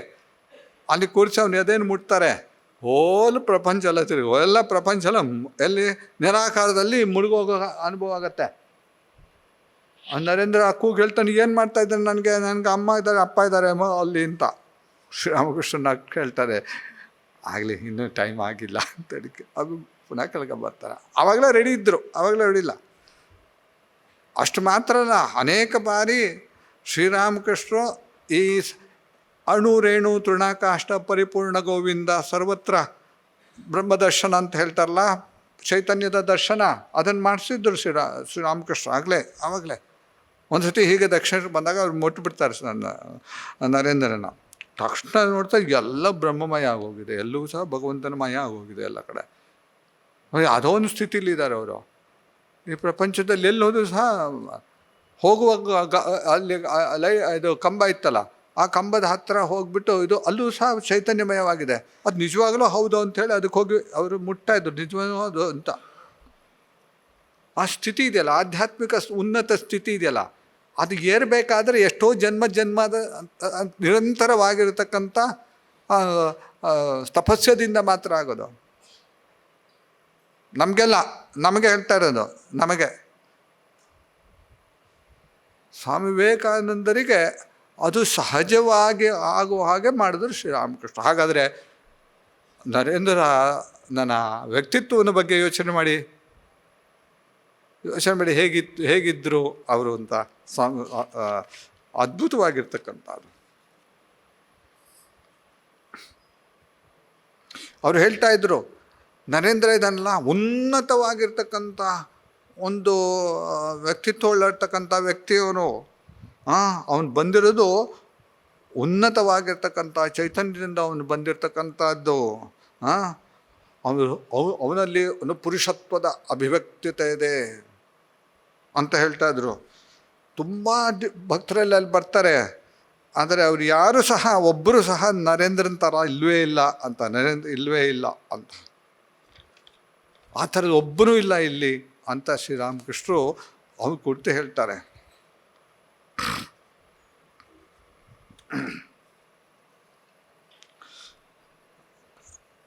ಶ್ರೀರಾಮಕೃಷ್ಣರು ತಮ್ಮ ಹತ್ರ ಬರ್ತಾ ಇರ್ತಕ್ಕಂಥ ಅನೇಕರು ಬರ್ತಾಯಿದ್ರು. ಬರುವಾಗ ಏನಾದರೂ ಸ್ವೀಟ್ಸೋ ಅದೆಲ್ಲ ತರ್ತಾಯಿದ್ರು ಶ್ರೀರಾಮಕೃಷ್ಣರಿಗೆ. ಅದನ್ನೆಲ್ಲರಿಗೂ ಸಹ ಕೊಡ್ತಾ ಇರಲಿಲ್ಲ. ಅವರು ಕೆಲವೆಲ್ಲ ಅವ್ರು ತಿಂತಾನೂ ಇರಲಿಲ್ಲ. ಯಾಕೆಂತಂದರೆ ಅವರು ತಂದು ಕೊಡ್ತಕ್ಕಂಥ ವ್ಯಕ್ತಿಗಳಲ್ಲಿ ಕೆಲವರು ಏನೇನೋ ಆಸೆ ಇಟ್ಟುಕೊಂಡು, ಆಕಾಂಕ್ಷೆ ಇಟ್ಕೊಂಡು, ಆಶೆ ಇಟ್ಕೊಂಡು ಅದನ್ನು ತರ್ತಾಯಿದ್ರು. ಇದನ್ನು ಕೊಟ್ಟರೆ ನನಗಿದಾಗತ್ತೆ ಅಂತೆಲ್ಲ ಇರ್ತಲ್ಲ ಅದು. ಹಾಗಾಗಿ ಮತ್ತು ಯಾರು ಕೆಲವರೆಲ್ಲ ಕೆಲವು ಸುಳ್ಳು ಹೇಳೋದು ಮತ್ತು ಇದೆಲ್ಲ ಮಾಡಿ ಆಮೇಲೆ ಹಣ ಸಂಪಾದನೆ ಮಾಡಿ ತರ್ತಿದ್ರಲ್ಲ, ಅದನ್ನು ಶ್ರೀರಾಮಕೃಷ್ಣ ತೊಗೊಳಕ್ಕೆ ಮುಟ್ಟಕ್ಕೆ ಆಗ್ತಾಯಿರಲಿಲ್ಲ. ಅವ್ರು ತಂದಿದ್ದನ್ನು ಏನು ಮಾಡ್ತಿದ್ರು, ಅಲ್ಲೆಲ್ಲ ಒಂದು ಕಡೆ ಇಡಿಸ್ತಾಯಿದ್ರು. ಅವರ ಶಿಷ್ಯರು ಬ್ರಹ್ಮಾನಂದ ಸ್ವಾಮೀಜಿಗಳಾಗಲಿ ಅಥವಾ ಬೇರೆ ಪ್ರೇಮಾನಂದ ಸ್ವಾಮೀಜಿಗಳಾಗಲಿ, ಬಾಬುರಾವ್ ಮಹಾರಾಜ್ ಅಂತ ಹೇಳ್ತಾರೆ, ಅವ್ರಿಗೆ ಯಾರಿಗೂ ಕೊಡ್ತಾ ಇರಲಿಲ್ಲ. ಯಾಕಂತಂದರೆ ಅದು ಅಶುದ್ಧವಾಗಿರ್ತಕ್ಕಂಥ, ಅವ್ರ ಆಧ್ಯಾತ್ಮಿಕ ಪ್ರಗತಿಗೆ ಅದು ಕುಂದು ತರುತ್ತೆ ಆದ್ದರಿಂದ ಅವ್ರು ಕೊಡ್ತಾ ಇರಲಿಲ್ಲ. ಅದನ್ನೆಲ್ಲ ಹಾಗೆ ಇಟ್ಟಿದ್ರು. ನರೇಂದ್ರ ಬಂದಾಗ ಅದನ್ನು ನರೇಂದ್ರನಿಗೆ ತಿನ್ನೋ ಕೊಡ್ತಾಯಿದ್ರು. ಯೋಚನೆ ಮಾಡಿ, ನರೇಂದ್ರ ತಿನ್ನೋ ಯೋಚನೆ ಕೊಡ್ತಾಯಿದ್ರು. ಎಷ್ಟೋ ಸತಿ ಅದನ್ನು ಕಳಿಸ್ಕೊಟ್ಟಿದ್ದಾರೆ ಕಲ್ಕಟ್ಟಕ್ಕೆ. ತಮ್ಮ ಶಿಷ್ಯರು ಯಾರು ಬಂದರೆ ನರೇಂದ್ರನಿಗೆ ಕೊಡು ಅಂತ.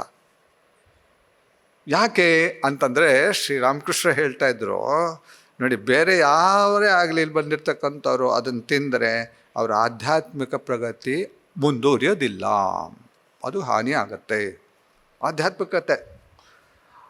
ಆದರೆ ನರೇಂದ್ರನಿಗೆ ಹಾಗಾಗಲ್ಲ, ನರೇಂದ್ರಲ್ಲಿ ಆಗಲ್ಲ. ಯಾಕೆ ಅಂತ ಕೇಳಿದ್ರೆ, ನರೇಂದ್ರನ ಒಳಗಡೆ ಒಂದು ದೊಡ್ಡ ಜ್ಞಾನದ ಬೆಂಕಿ ಉರಿತಾ ಇದೆ. ಆ ಬೆಂಕಿಗೆ ನೀವು ಏನೇ ಹಾಕಿ ಅದು ಸುಟ್ಟು ಭಸ್ಮ ಮಾಡಿಬಿಡುತ್ತೆ. ಅದು ಅಂತ ಸುಟ್ಟು ಭಸ್ಮ ಮಾಡುತ್ತೆ ಅಂತ. ಯಥೈದಾಂಸಿ ಸಮಿದ್ಧೋಗ್ನಿರ್ ಭಸ್ಮಸಾತ್ ಕುರುತೆ ಅರ್ಜುನ, ಜ್ಞಾನಾಗ್ನಿ ಸರ್ವಕರ್ಮಾಣಿ ಭಸ್ಮಸಾತ್ ಕುರುತೆ ತಥಾ. ಭಗವದ್ಗೀತೆಯ ಒಂದು ವಾಕ್ಯ ಇದು, ಇದೊಂದು ಶ್ಲೋಕ. ಇದು ಒಂದು ಕಾಳ್ಗಿಚ್ಚು, ಒಂದು ಸಣ್ಣದೊಂದು ಬೆಂಕಿ ಅಂತ ಮನೆಯಲ್ಲಿ ಅಡುಗೆ ಮಾಡುವಾಗ ಕಟ್ಟಿಗೆ ಉಪಯೋಗಿಸಿ ಬೆಂಕಿ ಹಾಕ್ತಾ ಇದ್ರಲ್ಲ, ನೀವು ಅದಕ್ಕೇನಾದರೂ ಒಂದು ವಸ್ತುವನ್ನು ಹಾಕಿದ್ರೆ ಅದು ಆರೋಗುತ್ತೆ ಅಲ್ವಾ. ಅದೇ ಒಂದು ಕಾಳ್ಗಿಚ್ಚಿರ್ತಕ್ಕಂಥ ಒಂದು ದೊಡ್ಡದೊಂದು ಒಣಗಿದ ಬಿದಿರಿನ ಮೇಲೆಗೆ ಅದಕ್ಕೆ ಬೆಂಕಿ ಬಿತ್ತು ಅಂತಂದು ದೊಗ ಅಂತ ನೋಡಿದ್ದೀನಿ. ಆಗಿನ ಒಂದು ಕಟ್ಟೆ ಬಂದಿತ್ತು. ನಾನು ಸಣ್ಣ ಹುಡುಗ ಆಗಿರುವಾಗ ಬಿದಿರಿಗೆ ಕಟ್ಟೆ ಬರೋದು ಅಂತಿದೆ. ಅದು ಹೂವಾಗತ್ತೆ, ಆಮೇಲೆ ಅದು ಕಾಳು ಆಗುತ್ತೆ, ಅಕ್ಕಿ ಅದು ಭತ್ತ ಬರುತ್ತೆ, ಬೀಳುತ್ತೆ, ಅದಕ್ಕೆ ಕಟ್ಟೆ ಬರೋದು. ಅದು 60 ವರ್ಷಕ್ಕೂ ಒಂದು ಸತಿಯನ್ನು ಪ್ರಪಂಚದಲ್ಲಿ ಎಲ್ಲ ಒಂದೇ ಸತಿಗೆ ಪ್ರಪಂಚದಲ್ಲಿರ್ತಕ್ಕಂಥ ಎಲ್ಲ ಬಿದಿರಿಗೂ ಒಂದೇ ಸಮಯದಲ್ಲಿ ಇದರಲ್ಲಿ ಅದು ಕಟ್ಟೆ ಬರುತ್ತೆ. ಆ ಕಟ್ಟೆ ಬಂದಾಗ ಎಲ್ಲ ಒಣಗೋಗ್ಬಿಡುತ್ತೆ, ಸತ್ತೋಗುತ್ತೆ. ಅದಕ್ಕೆ ನಾವು ಸಣ್ಣ ಹುಡುಗಾಗ ಶಾಲೆಗೆ ಹೋಗಿ ವಾಪಸ್ ಬರುವಾಗ ಅಥವಾ ರಾತ್ರಿ ಸ್ಕೂಲ್ ಡೇ ಮುಗಿಸಿ ರಾತ್ರಿ ಅಲ್ಲ, ವಿದ್ಯುತ್ ದೀಪ ಏನೂ ಇರಲಿಲ್ಲ ಅವಾಗ ಏನು ಮಾಡ್ತಿದ್ದು ಅಂತಂದರೆ ಕೆಲವರು ಬೆಂಕಿ ಹಾಕ್ತಾಯಿದ್ರು. ಅದು ದಗ ಅಂತ ಉರಿಯೋದು, ಗೊತ್ತಾ. ಎಂಥ ಬೆಂಕಿ ಅಂತಂದರೆ ಅದಕ್ಕೆ ನೀವು ಬಾಳೆ ಇದೆಯಲ್ಲ, ಆ ಬಾಳೆ ಇದು ಹಾಕೋದು ಸಹ ಸುಟ್ಟು ಭಸ್ಮ ಮಾಡಿಬಿಡೋದು. ಬಾಳೆಯ ದಂಡಿದೆಯಲ್ಲ ಅದನ್ನು ತೆಗೆದು ಕಟ್ ಮಾಡಿ ಹಾಕೋದು ಭಸ್ಮ ಮಾಡಿಬಿಡ್ತಿತ್ತು. ಯಾಕೆಂತಂದರೆ ಅದು ಅದರ ಶಕ್ತಿ ಅಷ್ಟಿದೆ. ಶ್ರೀರಾಮಕೃಷ್ಣ ಹೇಳ್ತಾಯಿದ್ರು, ನರೇಂದ್ರನಲ್ಲಿ ಜ್ಞಾನಾಗ್ನಿ ಉರಿತಾ ಇದೆ, ನಿರಂತರವಾಗಿದೆ. ಅದಕ್ಕೆ ಏನು ಹಾಕಿದ್ರೂ ಸಹ ಅದು ಆರಲ್ಲ, ಸುಟ್ಟು ಭಸ್ಮ ಮಾಡುತ್ತೆ ಅಂತ. ಅಂಥ ಜ್ಞಾನಾಗ್ನಿ ಉರಿತಾ ಇರ್ತಕ್ಕಂಥ ವ್ಯಕ್ತಿ ಸ್ವಾಮಿ ವಿವೇಕಾನಂದರು. ಸಮಾಧಿ ತುಂಬ ಟ್ರೈನಿಂಗ್ ಕೊಟ್ಟರು. ಇನ್ನೂ ಅನೇಕ ಘಟನೆಗಳಿದೆ, ಬೇಕಾದಷ್ಟು ಘಟನೆಗಳಿದೆ ಸ್ವಾಮಿ ವಿವೇಕಾನಂದರ ಜೀವನದಲ್ಲಿ. ಶ್ರೀರಾಮಕೃಷ್ಣ ಸುಂದರವಾಗಿರ್ತಕ್ಕಂಥ, ಮನಸೆಳೆಯುವ, ನಮ್ಮ ಮನಸ್ಸನ್ನು ಉನ್ನತ ಸ್ಥಿತಿಗೆ ತಗೊಂಡು ಹೋಗ್ತಕ್ಕಂಥ ಅನೇಕ ಘಟನೆಗಳು ಸ್ವಾಮಿ ವಿವೇಕಾನಂದರ ಜೀವನದಲ್ಲಿ ಎಷ್ಟು ಹಾಸುಹೊಕ್ಕಾಗಿದೆ ಅಂತಂದರೆ ಅದ್ಭುತವಾಗಿದೆ. ಒಂದಲ್ಲ ಎರಡಲ್ಲ, ಅನೇಕ ಕಡೆ ಬಹಳಷ್ಟು ಇದೆ. ನರೇಂದ್ರ ಒಂದು ಸತಿ ಶ್ರೀರಾಮಕೃಷ್ಣ ಕೇಳ್ತಾನೆ. ಅಲ್ಲಿ ಶ್ರೀರಾಮಕೃಷ್ಣ ಹತ್ರ ಬರ್ತಕ್ಕಂಥ ಅನೇಕ ಭಕ್ತರಿಗೆ ಕೆಲವು ಭಕ್ತಿ ಗೀತೆಗಳನ್ನು ಕೇಳಿದಾಗ, ಹಾಡುಗಳನ್ನು ಕೇಳಿದಾಗ ಅವರು ಭಾವವಿಷ್ಟರಾಗ್ತಾಯಿದ್ರು. ಈಗ ಭಕ್ತರೆಲ್ಲ ಕಣ್ಣಲ್ಲಿ ನೀರು ಬರ್ತಾಯಿತ್ತು, ಆಮೇಲೆ ಹಾಗೆ ಬಿಟ್ಬಿಡೋರು, ಅದು ಭಾವ ಅಂತ ಹೇಳ್ತಾರೆ. ಭಾವ ಅದು ಆಧ್ಯಾತ್ಮಿಕದ ಒಂದು ಸ್ಥಿತಿ, ಅದು ಭಾವ ಅಂತ ಹೇಳ್ತಾರೆ. ನೀವು ರಾಮಕೃಷ್ಣ ವಚನವೇದವನ್ನು ಓದಿದರೆ ಅದರಲ್ಲಿ ನಿರೂಪಣೆ ಇದೆ, ಅದು ಹೇಗೆ ಆಗುತ್ತೆ ಅಂತ ಅದೆಲ್ಲ ಬರೆದಿದ್ದಾರೆ, ಚೆನ್ನಾಗಿ ಬರೆದಿದ್ದಾರೆ ಅದರಲ್ಲಿ. ಅದೇ ಸ್ವಾಮಿ ನರೇಂದ್ರನಿಗೆ ಏನೂ ಆಗ್ತಾನೇ ಇರಲಿಲ್ಲ. ಒಂದು ಸತಿ ನರೇಂದ್ರ ಬಂದು ಕಂಪ್ಲೇಂಟ್ ಮಾಡ್ತಾನೆ, ನನಗೆ ಅವರಿಗೆಲ್ಲ ಏನೇನೋ ಆ ಥರ ಎಲ್ಲ ಆಗ್ತಾಯಿದೆ, ನನಗೇನೂ ಆಗ್ತಾಯಿಲ್ಲ ಅಂತ. ಆಗ ಶ್ರೀರಾಮಕೃಷ್ಣ ಹೇಳ್ತಾರೆ, ನೋಡು ಅವರೆಲ್ಲ ಒಂದು ಸಣ್ಣ ಕೊಳ ಇದ್ದಾಗೆ, ಕೊಳ. ಆ ಕೊಳಕ್ಕೆ ಆನೆ ಪ್ರವೇಶ ಮಾಡಿದ್ರೆ ಏನಾಗುತ್ತೆ ಹೇಳೋ, ದೊಡ್ಡದೊಂದು ಆನೆಗಳು ಹಿಂಡು ಏನೋ ಅಲೆಗಳು ಬಂದು ಬಡ ಬಡ ಬಡ ಬಡ ಅಂತ ಹೊಡ್ಕೊಳತ್ತಲ್ಲ ದಂಡೆಗೆ ಅಲ್ವಾ. ಅದೇ ದೊಡ್ಡದೊಂದು ಸರೋವರದಲ್ಲಿ ಆನೆಗಳ ದಂಡು ಹೋದರೂ ಸಹ ಏನೂ ಆಗಲ್ಲ ಅಲ್ವಾ, ಏನೂ ಆಗಲ್ಲ. ಆ ಥರ ನೀನು ವಿಶಾಲವಾಗಿರ್ತಕ್ಕಂಥ ಸರೋವರ ಇದ್ದ ಹಾಗೆ. ಇದೆಲ್ಲ ನಿನಗೆ ಏನಾಗಲ್ಲ. ನಿನಗೆ ನಿರ್ವಿಕಲ್ಪ ಸಮಾಧಿ ಇದೆಯಲ್ಲ, ಆ ಸ್ಥಿತಿಗೆ ಇರ್ತಕ್ಕಂಥ ಒಂದು ಶಕ್ತಿ ನಿನ್ನಲ್ಲಿದೆ ಅನ್ನೋದನ್ನ ತೋರಿಸ್ಕೊಟ್ರು.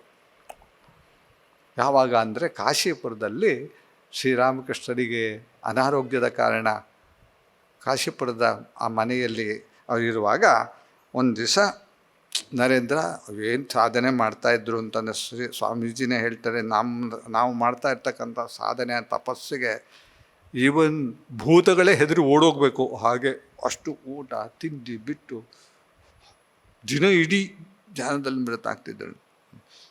ಕಡೆ ಶ್ರೀರಾಮಕೃಷ್ಣ ಸೇವೆ ಮಾಡ್ತಾಯಿದ್ರು. ಆಮೇಲೆ ಈ ಸಂಜೆ ಆದ ತಕ್ಷಣ ಹೋಗಿ ಧ್ಯಾನ ಕೂತ್ಕೊಂಡ್ರೆ ಅವರು ಮರ್ತೇ ಬಿಡ್ತಿದ್ದು, ದೇಹವನ್ನೇ ಮರ್ತು ಹೋಗ್ತಿತ್ತು. ಗಿರೀಶ್ ಚಂದ್ರ ಘೋಷ್ ಅವರು ಒಂದು ಕಡೆ ಹೇಳ್ತಾರೆ, ಸಂಜೆ ಆಗಿದೆ, ಇನ್ನೇನು ಕತ್ತಲೆ ಆಗ್ತಾ ಇದೆ ಆಯಿತಾ, ಕತ್ತಲೆ ಆಗ್ತಾಯಿದೆ. ಅವರು ಅಲ್ಲೊಂದು ಕೊಳದ ಭಾಗದಲ್ಲಿ ಒಬ್ಬರು ಅಲ್ಲಿ ಹೋಗಿ ಒಂದು ಮರದ ಕೆಳಗಡೆ ಆ ಕಡೆ ಹೋಗುವಾಗ ನೋಡ್ತಾರೆ, ಕಪ್ಪುಗೆ ಯಾರೋ ಒಬ್ಬರು ಕೂತಾಕಿ ಕಾಣ್ತಾ ಇದೆ. ಕಪ್ಪುಗೆ ಸೂರ್ಯ ಪೂರ್ತಿ ಮುಳುಗಿಲ್ಲ, ಒಂಚೂರು ಬೆಳಕಿದೆ. ಹತ್ತಿರ ಹೋಗಿ ನೋಡ್ತಾರೆ.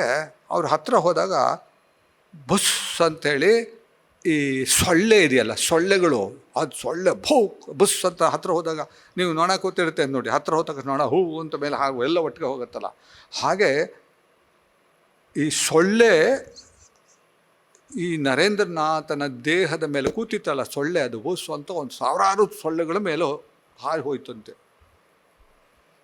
ಯೋಚನೆ ಮಾಡಿ ಹೇಗಿರಬೇಕು, ನರೇಂದ್ರನಾಥನ ಕಾನ್ಸಂಟ್ರೇಷನ್ ಹೇಗಿರಬೇಕು, ಮನಸ್ಸು ಹೇಗೆ ಏಕಾಗ್ರ ಆಗಿತ್ತು ಅಂತ. ನೋಡಿದ್ದಿರೋ ಇದನ್ನು ಅವರು ರೆಕಾರ್ಡ್ ಮಾಡಿದ್ದಾರೆ. ಅಂದರೆ ನಮ್ಗೆ ಒಂದು ಸೊಳ್ಳೆ ಎಲ್ಲಾದರೂ ಕಣ್ಣು ಮುಚ್ಕೊಂಡು ಕೂತಿರುವಾಗ ಒಂದು ಸೊಳ್ಳೆ ಹತ್ತಿರ ಕಿವಿ ಹತ್ತಿರ ನಮ್ಮತ್ತು ಒಂಚೂರು ಒಂದು ರಾಗ ಹಾಡೋದು ಸಾಕು ಅಲ್ಲ, ಹೊಟ್ಟೆ ಹೋಯ್ತು, ಅವತ್ತು ದಿವಸ ಹೋಯ್ತು ಅಲ್ವಾ. ಅದನ್ನು ಒಂದು ಹೊಡೆದು ಸಾಯಿಸೋ ತನಕ ನಮಗೆ ಸಮಾಧಾನನೇ ಇಲ್ಲ. ನಮ್ಮ ಮನಸ್ಸಲ್ಲಿ ಬಾಹ್ಯ ಮುಖ. ಆದರೆ ಸ್ವಾಮಿ ವಿವೇಕಾನಂದರ ಮನಸ್ಸಿದೆಯಲ್ಲ, ಮನಸ್ಸು ಅಂತ ಅದಕ್ಕೆ ಮನಸ್ಸು ಅಂತ ತಿಳ್ಕೊಂಬೇಡಿ, ಮನಸ್ಸು ಬುದ್ಧಿ ಭಾವನೆಗಳು ಎಲ್ಲವೂ ಸಹ ಒಂದಾಗಬೇಕಂತೆ, ಆವಾಗ ಧ್ಯಾನ ಆಗೋದು. ಇದು ಎಲ್ಲವೂ ಸಹ ಒಂದು ಸತಿ ಅವ್ರು ಕಾನ್ಸಂಟ್ರೇಷನ್ ಮಾಡಿ ಧ್ಯಾನಕ್ಕೆ ಕೂತರು ಅಂತಂದರೆ ಸಂಪೂರ್ಣ ಈ ಪ್ರಪಂಚ ಮರ್ತೋಗ್ತಿತ್ತು, ತನಗೆ ದೇಹ ಇದೆ ಅನ್ನೋದು ಮರ್ತೋಗ್ತಿತ್ತು. ಸೊಳ್ಳೆಗಳು ಪೂರ್ತಿಯಾಗಿ ಕೂತ್ಕೊಂಡು ರಕ್ತ ಹೀರುವಾಗಲೂ ಸಹ ಅವ್ರಿಗೆ ಗೊತ್ತೇನೇ ಆಗ್ತಿರಲಿಲ್ಲ. ಅನೇಕ ಘಟನೆಗಳಿದ್ದೇವೆ, ಈಗ ಅನೇಕ ಘಟನೆ ಇದೆ. ಬೇರೆ ಅನೇಕ ಕಡೆ ನೀವು ಅಮೆರಿಕದಲ್ಲಿ ಹೋಗುವಾಗ ಅವರು ಸ್ವಾಭಾವಿಕವಾಗಿ ಅವರ ಮನಸ್ಸು ಧ್ಯಾನಸ್ಥ ಆಗ್ತಾ ಇತ್ತಂತೆ. ಎಷ್ಟೋ ಸತಿ ಆಗಿನ ಕಾಲದ ಆ ವಾಹನ ಇತ್ತಲ್ಲ, ಏನೋ ಟ್ರ್ಯಾಮ್ ಅಂತೇನೋ ಇತ್ತು ಆವಾಗ, ಅದಲ್ಲಿ ಕೂತು ಒಂದು ಸ್ಟೇಷನಲ್ಲಿ ಎಲ್ಲಿ ಇಳಬೇಕೋ ಅವ್ರು ಇಲ್ಲಿ ಕೂತ್ಕೊಂಡೇ ಧ್ಯಾನಸ್ಥ ಆಗಿಬಿಡ್ತಾರೆ. ಕಣ್ಣು ಅಲ್ಲೇ ಅಂತರ್ಮುಖ ಆಗ್ತಾಯಿತ್ತು. ಅವ್ರು ಯಾವ ಸ್ಟೇಷನಲ್ಲಿ ಇಳಬೇಕೋ ದಾಟಿ ಮುಂದಿನ ಸ್ಟೇಷನ್ಗೆ ಅಲ್ಲಿ ಹೋದ ನಿಂತ ಮೇಲೆ ಅವರಿಗೆ ಎಚ್ಚರ ಆಗೋದು. ಆಮೇಲೆ ನೋಡುವಾಗ ವಾಪಸ್ ಬರಬೇಕು. ನಾವು ಆಬ್ಸೆಂಟ್ ಮೈಂಡೆಡ್ ಅಲ್ಲ, ನೆನ್ಪಿಟ್ಕೊಳ್ಳಿ, ಆಬ್ಸೆಂಟ್ ಮೈಂಡ್ ಅಲ್ಲ. ನಮಗೆ ಏನೇನೋ ಚಿಂತನೆ ಮಾಡ್ತಾ ಗೊತ್ತೇ ಆಗಲಿಲ್ಲ ಸ್ಟೇಷನ್ ಹೋಗಿದ್ದು, ಆ ಥರ ಅಲ್ಲ ಇದು ಆಂತರ್ಯದಲ್ಲಿ ಮನಸ್ಸು ಸಂಪೂರ್ಣವಾಗಿ ಮನಸ್ಸು ಏಕಾಗ್ರ ಆಗಿ ಧ್ಯಾನದಲ್ಲಿ ಮುಳುಗಿ ಹೋದಾಗ ಆಗುವ ದೇಹದ ಪರಿಭಾವ ಇಲ್ಲಿರುವ ಸ್ಥಿತಿ ಅದು. ಆ ಸ್ಥಿತಿ ಸ್ವಾಭಾವಿಕವಾಗಿತ್ತು ಸ್ವಾಮಿ ವಿವೇಕಾನಂದರಲ್ಲೇ. ಅನೇಕರು ಹೇಳ್ತಾರೆ ಸ್ವಾಮಿ ವಿವೇಕಾನಂದರ ಈ ಧ್ಯಾನಸ್ಥರಾಗಿರ್ತಕ್ಕಂಥ ಒಂದು ಫೋಟೋ ನೀವು ನೋಡಿದಿರಲ್ಲ, ನಾವು ಪೂಜೆ ಮಾಡ್ತೀವಲ್ಲ ನಮ್ಮ ಆಶ್ರಮದಲ್ಲಿ, ಧ್ಯಾನಸ್ಥರಾಗಿರ್ತಕ್ಕಂಥದ್ದು. ಅದು ಧ್ಯಾನದ ಕ್ಲಾಸ್ ಮಾಡೋದಕ್ಕೋಸ್ಕರ ಲಂಡನ್ನಲ್ಲಿ ತೆಗೆದಿದ್ದು, ನನಗೆ ಗೊತ್ತಿರೋ ಹಾಗೆ ಲಂಡನ್ನಲ್ಲಿ ತೆಗೆದಿರೋದು. ಧ್ಯಾನ ಅವರಿಗೆ ಮೆಡಿಟೇಷನ್ ಕ್ಲಾಸ್ ಮಾಡ್ತಿದ್ದು. ಎಲ್ಲ ಕಣ್ಮುಚ್ಚಿ ಕೂತ್ಕೊಳ್ಳಿ ಅಂತ ಹೇಳಿ, ಹೀಗೆ ಮಾಡಿ ಎಲ್ಲ ಹೀಗೆ ಹೇಳಿ ಅವರು ಕಣ್ಣು ಮುಚ್ಕೊಂಡು ಕೂತ್ಕೊಂಡ್ರಂತೆ. ಕೂತ್ಕೊಂಡ್ರು. 1 ಗಂಟೆ ಆಯಿತು, 2 ಗಂಟೆ ಆಯಿತು, ಹಾಗೆ ಕೂತಿದ್ದಾರೆ ಧ್ಯಾನ. ಆಗ ತೆಗೆದ ಫೋಟೋ ಅದು ನೋಡಿ. ಅದರಲ್ಲೊಂದು ವಿಶೇಷವಾಗಿರ್ತಕ್ಕಂಥ ವಿಷಯವನ್ನು ನೀವು ಗಮನಿಸಬೇಕು. ಅದರಲ್ಲಿ ಯಾವುದು ಫೋಟೋದಲ್ಲಿ, ಪೇಂಟಿಂಗ್ ಅಲ್ಲ, ಫೋಟೋದಲ್ಲಿ ಗಮನಿಸಿ. ಅವರ ತುಟಿಯನ್ನು ನೀವು ಹಾಗೇ ನೋಡಿ. ಅದರಲ್ಲೊಂದು ಆನಂದದ ಹೊನಲು ನೀವು ಕಾಣ್ಬೋದು, ಆನಂದದ ಹೊನಲು ನೀವು ನೋಡ್ಬೋದು ಅದರ ಮುಖದಲ್ಲಿ. ಪೇಂಟಿಂಗ್ ಅಲ್ಲ, ಪೇಂಟಲ್ಲಿ you do not get it. Real ಫೋಟೋದಲ್ಲಿ ನೀವು ಕಾಣಿಸ್ ನೋಡಿ. ಏನು ಆ ಸಂತೋಷ ಇದೆಯಲ್ಲ, ಆನಂದ ಇದೆಯಲ್ಲ ಮುಖದಲ್ಲಿ, ಆ ಮುಖದ ಪ್ರಸನ್ನತೆ, ಆನಂದವನ್ನು ನೀವು ನೋಡ್ಬೋದು ನೋಡಿ. ಅದು ರಿಯಲ್ ಫೋಟೋ, ಅದು ರಿಯಲ್ ಸ್ವಾಮಿ ವಿವೇಕಾನಂದರ. ಅವರು ಕಣ್ಣು ಮುಚ್ಚೋದು ಸಾಕು ಧ್ಯಾನಸ್ಥರಾಗ್ತಿದ್ರು. ಮಾತ್ರ ಅಲ್ಲ, ಇಷ್ಟು ಮಾತ್ರ ಅಲ್ಲ, ಬೇರೆಯವ್ರೂ ಸಹ ಶ್ರೀರಾಮಕೃಷ್ಣ ಹೇಳ್ತಾರೆ, ನರೇಂದ್ರ ಸ್ಪರ್ಶ ಮಾತ್ರದಿಂದ ಬೇರೆಯವರ ಆಧ್ಯಾತ್ಮಿಕತೆಯನ್ನು ಉದ್ದೀಪನೆಗೊಳಿಸ್ತಕ್ಕಂಥ ಶಕ್ತಿ ಅವನಲ್ಲಿದೆ ಅಂತ. ನೋಟ ಮಾತ್ರದಿಂದ, ಶ್ರೀರಾಮಕೃಷ್ಣ ಬಿಡಿ, ನೋಟ ಮಾತ್ರದಿಂದ ಒಬ್ಬ ವ್ಯಕ್ತಿಗೆ ಸಮಾಧಿಗೆ ಹೋಗಿ ಕಳಿಸ್ತಾ ಇದ್ದಾರೆ ಸ್ವಾಮಿ ವಿವೇಕಾನಂದರು. ಏನು ಕಡಿಮೆ ಇರಲಿಲ್ಲ. ಒಂದು ಘಟನೆ ಹೇಳ್ತೀನಿ. ಇದು ನನಗೆ ನೆನಪಿರೋ ಹಾಗೆ, ನಾನು ಓದಿದ ನನ್ನ ನೆನಪು ಸರಿಯಾದರೆ ಇದು ಸ್ಯಾನ್ ಫ್ರಾನ್ಸಿಸ್ಕೋದಲ್ಲಿ ನಡೆದ ಒಂದು ಘಟನೆ. ಸ್ವಾಮೀಜಿ ಯಾವಾಗಲೂ ಸಹ ಉನ್ನತ ಮಟ್ಟದ ದೇಹಾತೀತವಾಗಿರ್ತಕ್ಕಂಥ ಆಧ್ಯಾತ್ಮಿಕ ನೆಲೆಯಲ್ಲಿ ಇರ್ತಾಯಿದ್ರು. ಅವರು ಯಾವಾಗಲೂ ಸಹ ಕಷ್ಟಪಟ್ಟು ಕೆಳಗೆ ತರಬೇಕಾಗಿತ್ತು ಅವರಿಗೆ. ಒಂದು ಸತಿ ಅವರು ಫಸ್ಟ್ ಫ್ಲೋರಲ್ಲಿದ್ದರು. ಒಬ್ಬರು ಭಕ್ತರ ಮನೆಯಲ್ಲಿ, ಇದರಲ್ಲಿದ್ದರು ಮೇಲೆ ಫಸ್ಟ್ ಫ್ಲೋರಲ್ಲಿ. ಅಲ್ಲೊಂದು ಮೆಟ್ಲಲ್ಲಿ ಇಳಿದು ಬರುವಾಗ ಅಲ್ಲೊಂದು ದೊಡ್ಡದೊಂದು ಕನ್ನಡಿ ಹಾಕಿದ್ರು. ಕನ್ನಡಿ ದೊಡ್ಡದು, ವ್ಯಕ್ತಿ ಪೂರ್ತಿ ನೋಡುವಾಗ ಪೂರ್ತಿ ಕಾಣುವ ದೊಡ್ಡದೊಂದು ಕನ್ನಡಿ. ಸ್ವಾಮಿ ವಿವೇಕಾನಂದರು ಅಲ್ಲಿ ಹೋಗ್ತಾರೆ, ಅದ್ರ ಎದುರು ನಿಂತು ನೋಡ್ಕೊತಾರೆ, ಪುನಃ ವಾಪಸ್ ಬರ್ತಾರೆ, ಪುನಃ ಹೋಗ್ತಾರೆ, ಪುನಃ ನೋಡ್ತಾರೆ, ವಾಪಸ್ ಬರ್ತಾರೆ, ಪುನಃ ನೋಡ್ತಾರೆ, ವಾಪಸ್ ಬರ್ತಾರೆ. ಅದನ್ನು ಗಮನಿಸಿರ್ತಕ್ಕಂಥ ಸ್ವಾಮಿ ವಿವೇಕಾನಂದ ಶಿಷ್ಯೆ ಕೇಳ್ತಾರೆ, ಸ್ವಾಮೀಜಿ ನೀವೇನು ನೋಡ್ತಾ ಇದ್ದೀರಾ ಅಂತ. ಅವ್ರು ತಿಳ್ಕೊಂಡು, ನಾವು ಕನ್ನಡಿ ಮುಂದೆ ನೋಡಿದಾಗ ಅಲ್ಲ ಚೆನ್ನಾಗಿದ್ದೀರಾ ಹಾಗೆ ಇರಬೇಕು ಅಂತ ತಿಳ್ಕೊಳ್ಳಿಲ್ಲ. ಸ್ವಾಮಿ ವಿವೇಕಾನಂದ ಹೇಳ್ತಾರಲ್ಲ, ನನ್ನ ಬಾಡಿ ಎಲ್ಲಿದೆ ಅಂತ ನೋಡ್ತಾ ಇದ್ದೀನಿ ಅಂತ. ವೇರ್ ಇಸ್ ಮೈ ಬಾಡಿ ಅಂತ. ನನ್ನ ದೇಹ ಇದೆಯಲ್ಲ ಅದು ಎಲ್ಲಿ ಅಂತ ಹುಡುಕ್ತಾ ಇದ್ದೀನಿ ನಾನು ಅಂತ. ಆ ಸ್ಥಿತಿ ಇದೆಯಲ್ಲ, ದೇಹದಿಂದ ದಾಟಿ ಹೋದ ಆ ಚೈತನ್ಯದ ಸ್ಥಿತಿಯಲ್ಲಿ, ಒಂದಾಗುವ ಸ್ಥಿತಿಯಲ್ಲಿ ಅವರು ದೇಹದ ಪರಿಭಾವೇ ಇಲ್ಲ. ನನಗೆ ಎಲ್ಲಿ ವೇರ್ ಇಸ್ ಮೈ ಬಾಡಿ ಅಂತ, I am just touching for it ಅಂತ ಹೇಳ್ತಾರಂತ. ಹುಡುಕ್ ನೋಡ್ತಾ ಇದ್ದೀನಿ ಅಂತ. ಯಾಕಂದರೆ ನನಗೆ ದೇಹ ಇದ್ದೀನಿ, ನಾನು ದೇಹ ಅನ್ನೋದು ಹೊಟ್ಟೋಗಿತ್ತು ಅವರಿಗೆ. ಅದು ಇರಲೇ ಇಲ್ಲ, ಅದರಿಂದ ದಾಟಿ ಹೋಗಿದ್ದರು ಅವರು. ಅಷ್ಟು ಮಾತ್ರ ಅಲ್ಲ, ಆ ಸ್ಥಿತಿಯಲ್ಲಿ ಯಾರಾದರೂ ಅವ್ರು ಮುಟ್ಟಿಬಿಟ್ರೆ ಅವ್ರನ್ನೂ ಸಹ ಉನ್ನತವಾದ ಮಟ್ಟಕ್ಕೆ ಕರ್ಕೊಂಡು ಹೋಗ್ತಕ್ಕಂಥ ಶಕ್ತಿ ಸ್ವಾಮಿ ವಿವೇಕಾನಂದರಲ್ಲಿ ಅದೇನೋ ಅಭಿವ್ಯಕ್ತ ಆಗ್ತಾಯಿತ್ತು ಅನೇಕ ಕಡೆ. ಒಂದು ಸತಿ ಅವ್ರನ್ನ ಫಸ್ಟ್ ಫ್ಲೋರಲ್ಲಿ ಇದ್ರಲ್ಲ, ಅದು ಆ ಬಿಲ್ಡಿಂಗ್ ಈಗಲೂ ಇದೆ, ರಾಮಕೃಷ್ಣ ಮಿಷನ್ಗೆ ಇಲ್ಲಿ ಅವರಿದ್ದ ಆ ಬಿಲ್ಡಿಂಗಲ್ಲಿ. ಅವರು ಒಂದು ಸತಿ ಅವರು ಮನೆಯ ಅವ್ರ ಶಿಷ್ಯೆ ಅವ್ರನ್ನ ಊಟಕ್ಕೆ ಅಥವಾ ಬ್ರೇಕ್ಫಾಸ್ಟಿಗೂ ಅವ್ರನ್ನ ಕರೆಯೋದಕ್ಕೆ ಮೇಲೆ ಹೋದರು. ಸ್ವಾಮೀಜಿಯವರು ಆಗಲಿ ಅಂತ ಇಳ್ಕೊಂಬರುವಾಗ ಅವರು ಮುಂದೆ ಹೋಗ್ತಾ ಇದ್ದಾರೆ, ಮೆಟ್ಲಿಳಿದು. ಹಿಂದ್ಗಡೆಯಿಂದ ಅವರ ಶಿಷ್ಯ ಬರ್ತಾಯಿದ್ದಾರೆ. ಅವ್ರ ಹೆಸರು ಮರ್ತು ಬಿಟ್ಟಿದ್ದೀನಿ ನಾನು. ಅವ್ರು ಸಡನ್ಲಿ ಏನಾಯಿತು, ಅವಳು ಹಿಂದ್ಗಡೆ ಇರುವಾಗ ಕಾಲು ಸ್ವಲ್ಪ ಎಡವಿ ಅವರು ಮುಕ್ಕರಿಸಿ ಬೀಳುವಾಗ ಅವಳು ತಕ್ಷಣ ಮುಂದ್ಗಡೆ ಸ್ವಾಮಿ ವಿವೇಕಾನಂದರಲ್ಲ, ಅವ್ರನ್ನ ಮುಟ್ಟಿಬಿಟ್ಲು.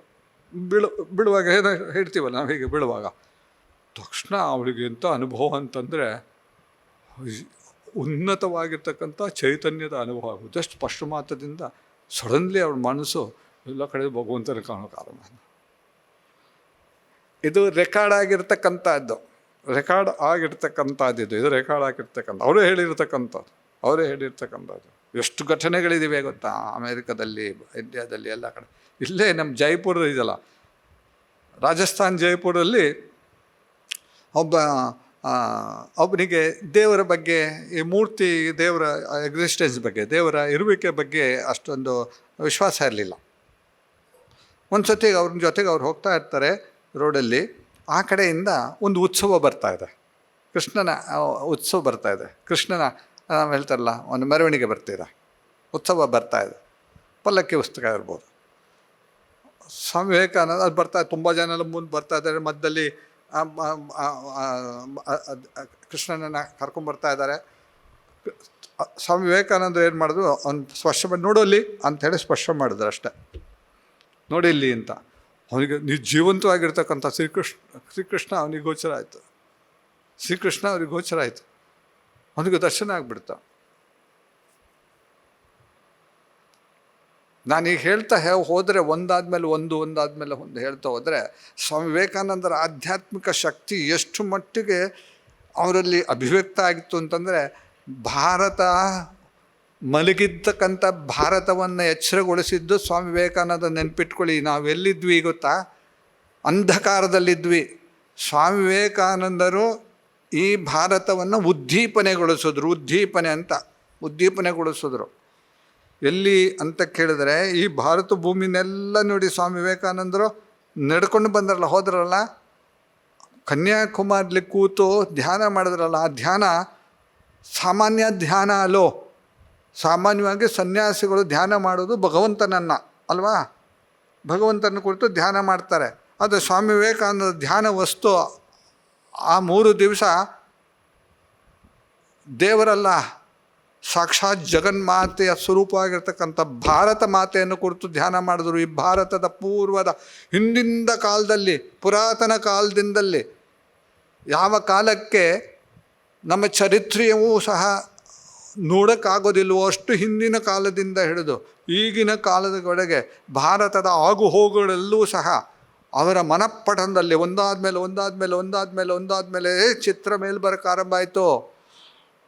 3 ದಿವಸ ಧ್ಯಾನದಲ್ಲಿ ಮುಳುಗಿದ್ದಾರೆ ನೋಡಿ, ಊಟ ತಿಂಡಿ ಇಲ್ಲದೆ ಧ್ಯಾನದಲ್ಲಿ ಮುಳುಗೋಗಿದ್ದಾರೆ. ಆಗ ಕಂಡಿದ್ದೇನು ಅಂದರೆ, ಪುರಾತನ ಭಾರತ, ವಿಜೃಂಭಿತವಾಗಿರ್ತಕ್ಕಂಥ ಭಾರತ, ಯಾವ ಭಾರತಕ್ಕೆ ಪ್ರಪಂಚದ ವಿವಿಧ ಭಾಗದಿಂದ ಜನ ಜ್ಞಾನದ ಪಿಪಾಸುಗಳಾಗಿ ಬರ್ತಾ ಇದ್ದರು. ಆ ಭಾರತ, ಯಾವ ಭಾರತ ಪ್ರಪಂಚದ ಎಲ್ಲ ಕಡೆಗೂ ಸಹ ಶಾಂತಿ ಮತ್ತು ಆಧ್ಯಾತ್ಮಿಕತೆಯನ್ನು ಪಸರಿಸ್ತಾ ಇತ್ತು, ಆ ಭಾರತ ಕಂಡರು. ನಂತರ ಭಾರತದ ಒಂದಾದ್ಮೇಲೆ ವಿದೇಶಿಯರ ಆಕ್ರಮಣ, ನಮ್ಮಲ್ಲಿ ಕುಂದುವಿಕೆ ಎಲ್ಲ ನೋಡಿದ್ರು, ಗೊತ್ತಾಯ್ತಲ್ಲ, ಎಲ್ಲ ನೋಡಿದ್ರು. ಭಾರತದ ದುಸ್ಥಿತಿ ನೋಡಿದ್ರು, ಬಡತನ, ಅವಿದ್ಯಾ, ಎಲ್ಲ ಕಡೆಯೂ ಸಹ ಒಬ್ಬರ ಮೇಲೆ ಇನ್ನೊಬ್ಬರು ದಬ್ಬಾಳಿಕೆ, ಎಲ್ಲವನ್ನು ನೋಡಿದ್ರು. ಜಾತಿ, ಅದು ಇದು, ಅಯ್ಯೋ ರಾಮ, ಅದು ಒಂದೊಂದು ಕೇಳಿದ್ರೆ ಸಾಕು ನಮಗೆ ಆಶ್ಚರ್ಯ ಆಗುತ್ತೆ. ಈಗ ಹೀಗೆ ಆಗಿತ್ತ ನಮ್ಮ ಭಾರತ ಅಂಥ ದುಸ್ಥಿತಿಗೆ ಹೋಗಿತ್ತು ಬ್ರಿಟಿಷರ ಕಾಲದಲ್ಲಿ. ಹಸಿವು, ಬರಗಾಲ, ಎಂಥ ಒಂದು ಅವಸ್ಥೆ ಆಗಿತ್ತು ಅಲ್ಲೇ ಸ್ವಾಮಿ ವಿವೇಕಾನಂದರೆಲ್ಲ ನೋಡಿದ್ರು. ಅಲ್ಲಿ ಆದ ಮೇಲೆ ಅವರಿಗೆ ಕಂಡಿದ್ದು ಭವಿಷ್ಯ ಭಾರತ. ಅದನ್ನು ಬರೆದಿದ್ದಾರೆ ಅವರು ಒಂದು ಆರ್ಟಿಕಲಲ್ಲಿ. ಅವ್ರು ಬರೆದಿದ್ದಾರೆ, ದೀರ್ಘಕಾಲ ಆಗಿರ್ತಕ್ಕಂಥ ಕತ್ತಲು ಎಲ್ಲವೂ ಮಾಯ ಆಗ್ತಾ ಇದೆ. ಭಾರತ ಮಾತೆ ತನ್ನ ವಿಜೃಂಭಿತಳಾಗಿ ತನ್ನ ಸಿಂಹಾಸನದ ಮೇಲೆ ಕೂತ್ಕೊಂಡಿದ್ದಾಳೆ ಅಂತ ಅವರು ನೋಡಿದ್ದನ್ನು ಹೇಳಿದ್ದಾರೆ, ಬರೆದಿದ್ದಾರೆ ಅಂತ. ನಿಜವಾಗ್ಲೂ ಸಹ ಅದಾದ ಮೇಲೆ ಭಾರತ ಎಚ್ಚರಗೊಂಡು 100 ವರ್ಷಗಳ ಹಿಂದೆ ಭಾರತಕ್ಕೂ ಈಗಿನ ಭಾರತಕ್ಕೂ ಭಾಳಷ್ಟು ವ್ಯತ್ಯಾಸ ಇದೆ ಅನೇಕ ವಿಧದಲ್ಲಿ. ಈಗಲೂ ಕುಂದುಕೊರತೆಗಳು ಬೇಕಾದಷ್ಟಿದೆ, ನಾವು ಒಪ್ಕೊತೀವಿ, ಇಲ್ಲವೇ ಇಲ್ಲ ಅಂತಲ್ಲ. ಆದರೂ ಸಹ ಎಷ್ಟು ಬದಲಾವಣೆ ಆಗಿದೆ ಅಂತಂದರೆ, ವಿದ್ಯಾಭ್ಯಾಸ ಆಲ್ಮೋಸ್ಟ್ ಇರಲೇ ಇಲ್ಲ ಅಲ್ವಾ. ಬರಗಾಲ ಬಂತು ಅಂತಂದರೆ ಜನ ಸಾಯ್ತಾ ಇದ್ದರು, ಸಾವಿರಾರು ಸಂಖ್ಯೆಯಲ್ಲಿ ಜನ ಸಾಯ್ತಾ ಇದ್ದರು ಅಲ್ವಾ. ಈಗ ಬದಲಾವಣೆ ಆಗಿದೆ, ಬಹಳಷ್ಟು ಬದಲಾವಣೆ ಆಗಿದೆ. ನಾನು ಯಾವಾಗಲೂ ಹೇಳ್ತೀನಿ, ಆಗಿನ ಭಾರತದ ಹೇಗಿತ್ತು ಅಂತಂದರೆ ವಿದ್ಯಾಭ್ಯಾಸಕ್ಕೆ ಅವಕಾಶವೇ ಇರಲಿಲ್ಲ. ನಾನು ಭಾರತದ ಅನೇಕ ಕಡೆ ಎಲ್ಲ ಹೋಗಿ ಬಂದಿದ್ದೀನಿ. ನಾನು ಹಿಮಾಲಯ ಕಡೆನೂ ಹೋಗಿದ್ದೀನಿ, ಈ ಕಡೆ ರಾಜಸ್ಥಾನ ಕಡೆ ಹೋಗಿದ್ದೀನಿ, ನಾನು ದಕ್ಷಿಣದಲ್ಲೂ ನೋಡಿದ್ದೀನಿ, ಎಲ್ಲ ನೋಡಿದ್ದೀನಿ.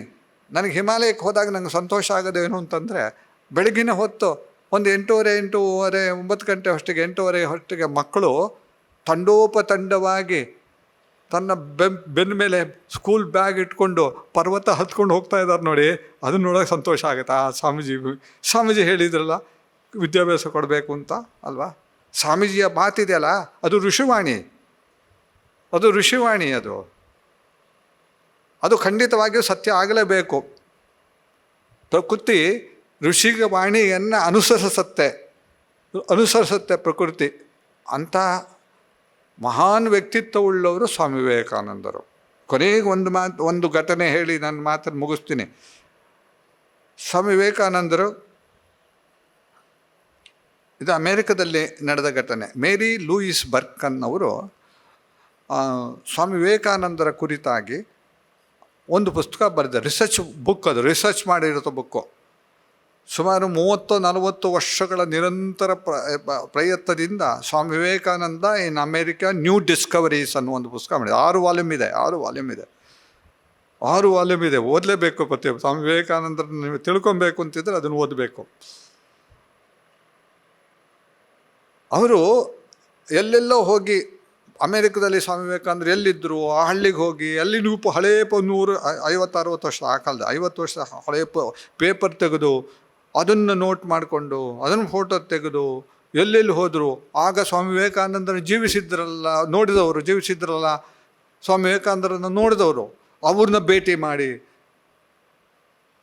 ಅವರಲ್ಲಿ ಏನು ಹೇಳೋದು, ಅವರ ಇಂಪ್ರೆಷನ್ ಏನು, ಅದೆಲ್ಲ ನೋಟ್ ತೊಗೊಂಡಿದ್ದಾರೆ. ನಮ್ಮ ಹಾಗೆ ಅಲ್ಲ, ರಿಸರ್ಚ್ ಅಲ್ಲ, ಬೇರೆ ಪುಸ್ತಕನ ಸ್ವಲ್ಪ ತೆಗೆದು ಹಿಂಗೆ ಮಾಡೋದಲ್ಲ.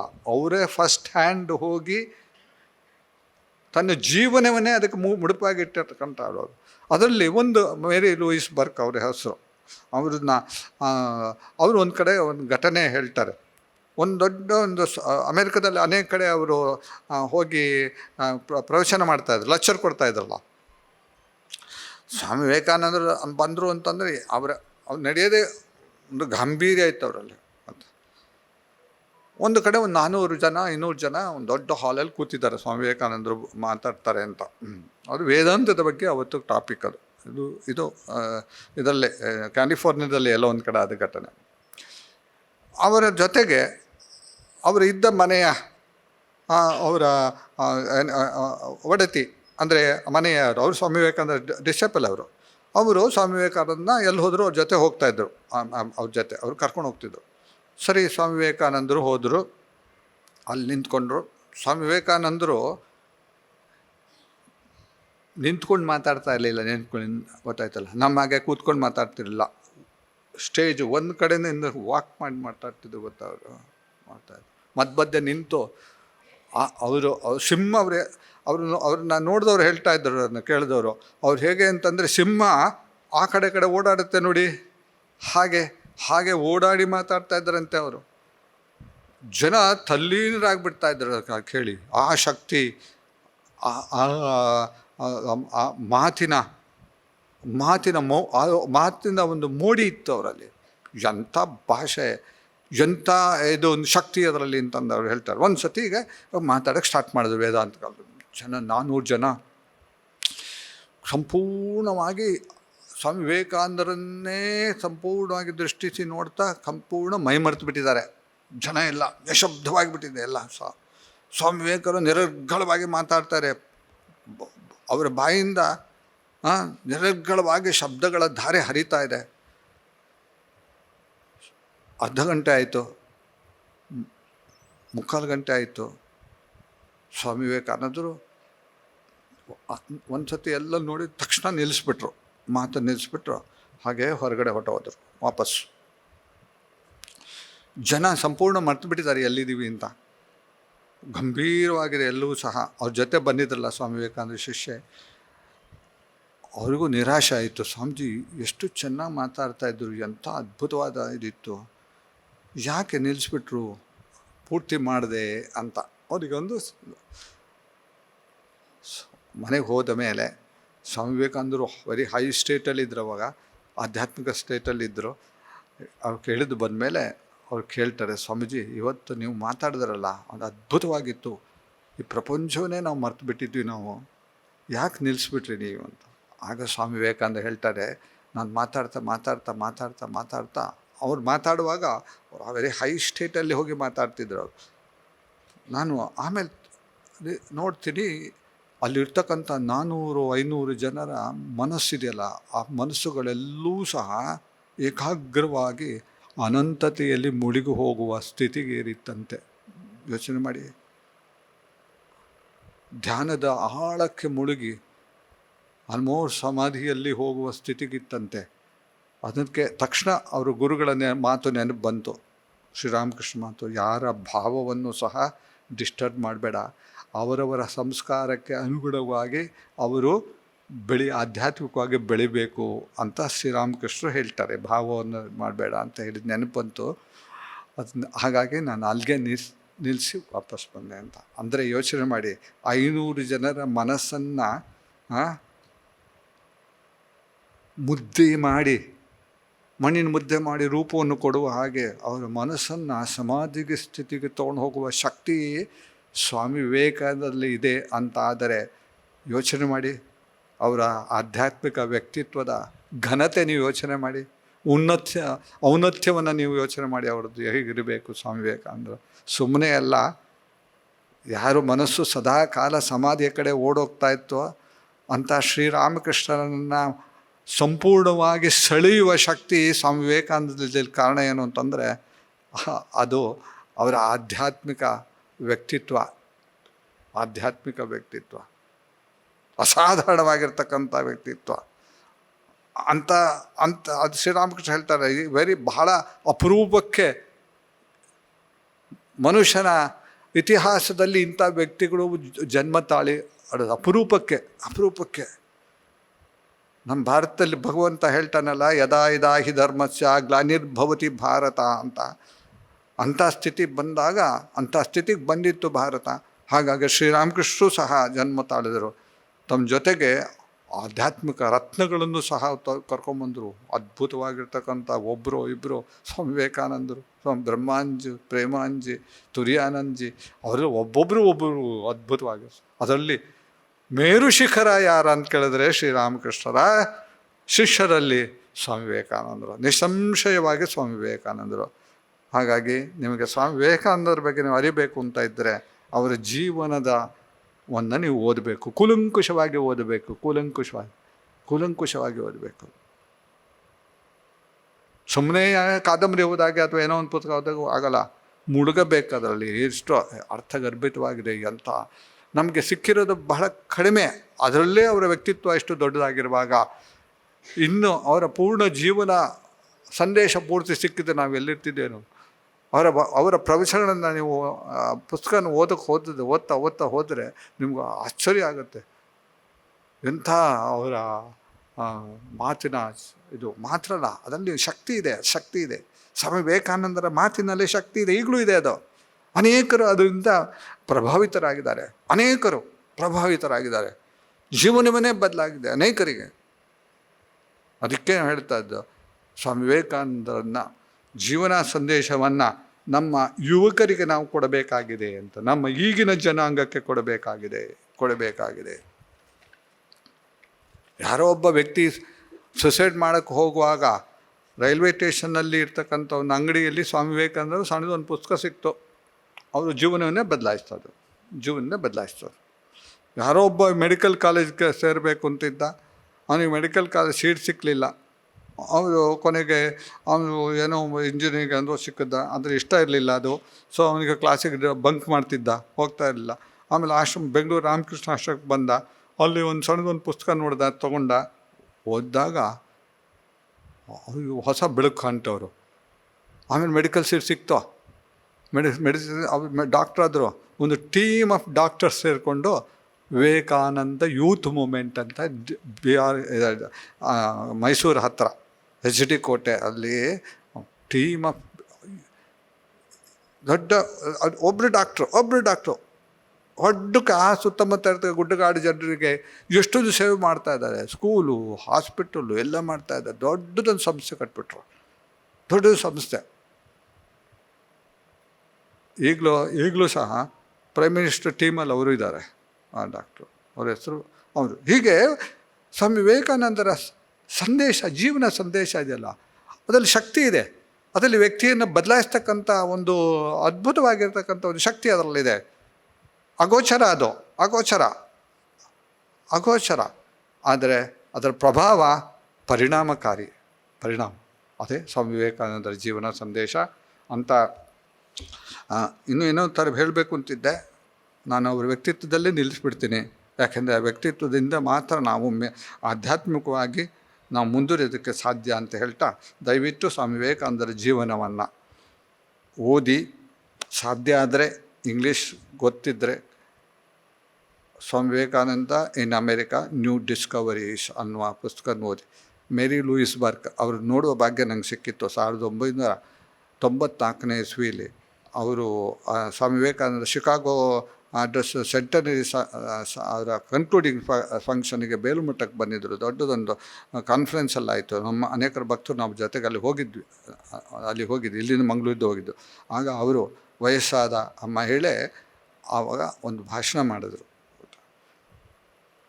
ಆ ಪುಸ್ತಕರು ಸಹ ಓದಿ ಅಂತ ಹೇಳ್ತಾ, ಸ್ವಾಮಿ ವಿವೇಕಾನಂದರ ಕೃಪೆ, ಅನುಗ್ರಹ, ಶ್ರೀರಾಮಕೃಷ್ಣರು, ಶ್ರೀಮಾತೆ ಶಾರದಾದೇವಿ, ಸ್ವಾಮಿ ವಿವೇಕಾನಂದರು, ಸಂತರು, ನಮ್ಮ ದೇಶದ ಸಂತರು, ಅನಾದಿ ಕಾಲದಿಂದ ಇರತಕ್ಕಂಥ ಅವರ ಕೃಪೆ, ಅವರ ಆಶೀರ್ವಾದ ನಮ್ಮೇಲಿರಲಿ, ನಮ್ಮ ದೇಶದ ಮೇಲೆ ಇರಲಿ, ನಮ್ಮ ಧರ್ಮದ ಮೇಲೆ ಇರಲಿ ಅಂತ ಹೇಳ್ತಾ, ಜಯ ರಾಮಕೃಷ್ಣ, ಜೈ ಸ್ವಾಮಿ ವಿವೇಕಾನಂದ. ಜನನೀಂ ಶಾರದಾಂ ದೇವೀಂ ರಾಮಕೃಷ್ಣಂ ಜಗದ್ಗುರುಂ ಪಾದಪದ್ಮೇ ತಯೋಷಿತ್ವಾ ಪ್ರಣಮಾಮಿ ಮುಹುರ್ಮುಹು.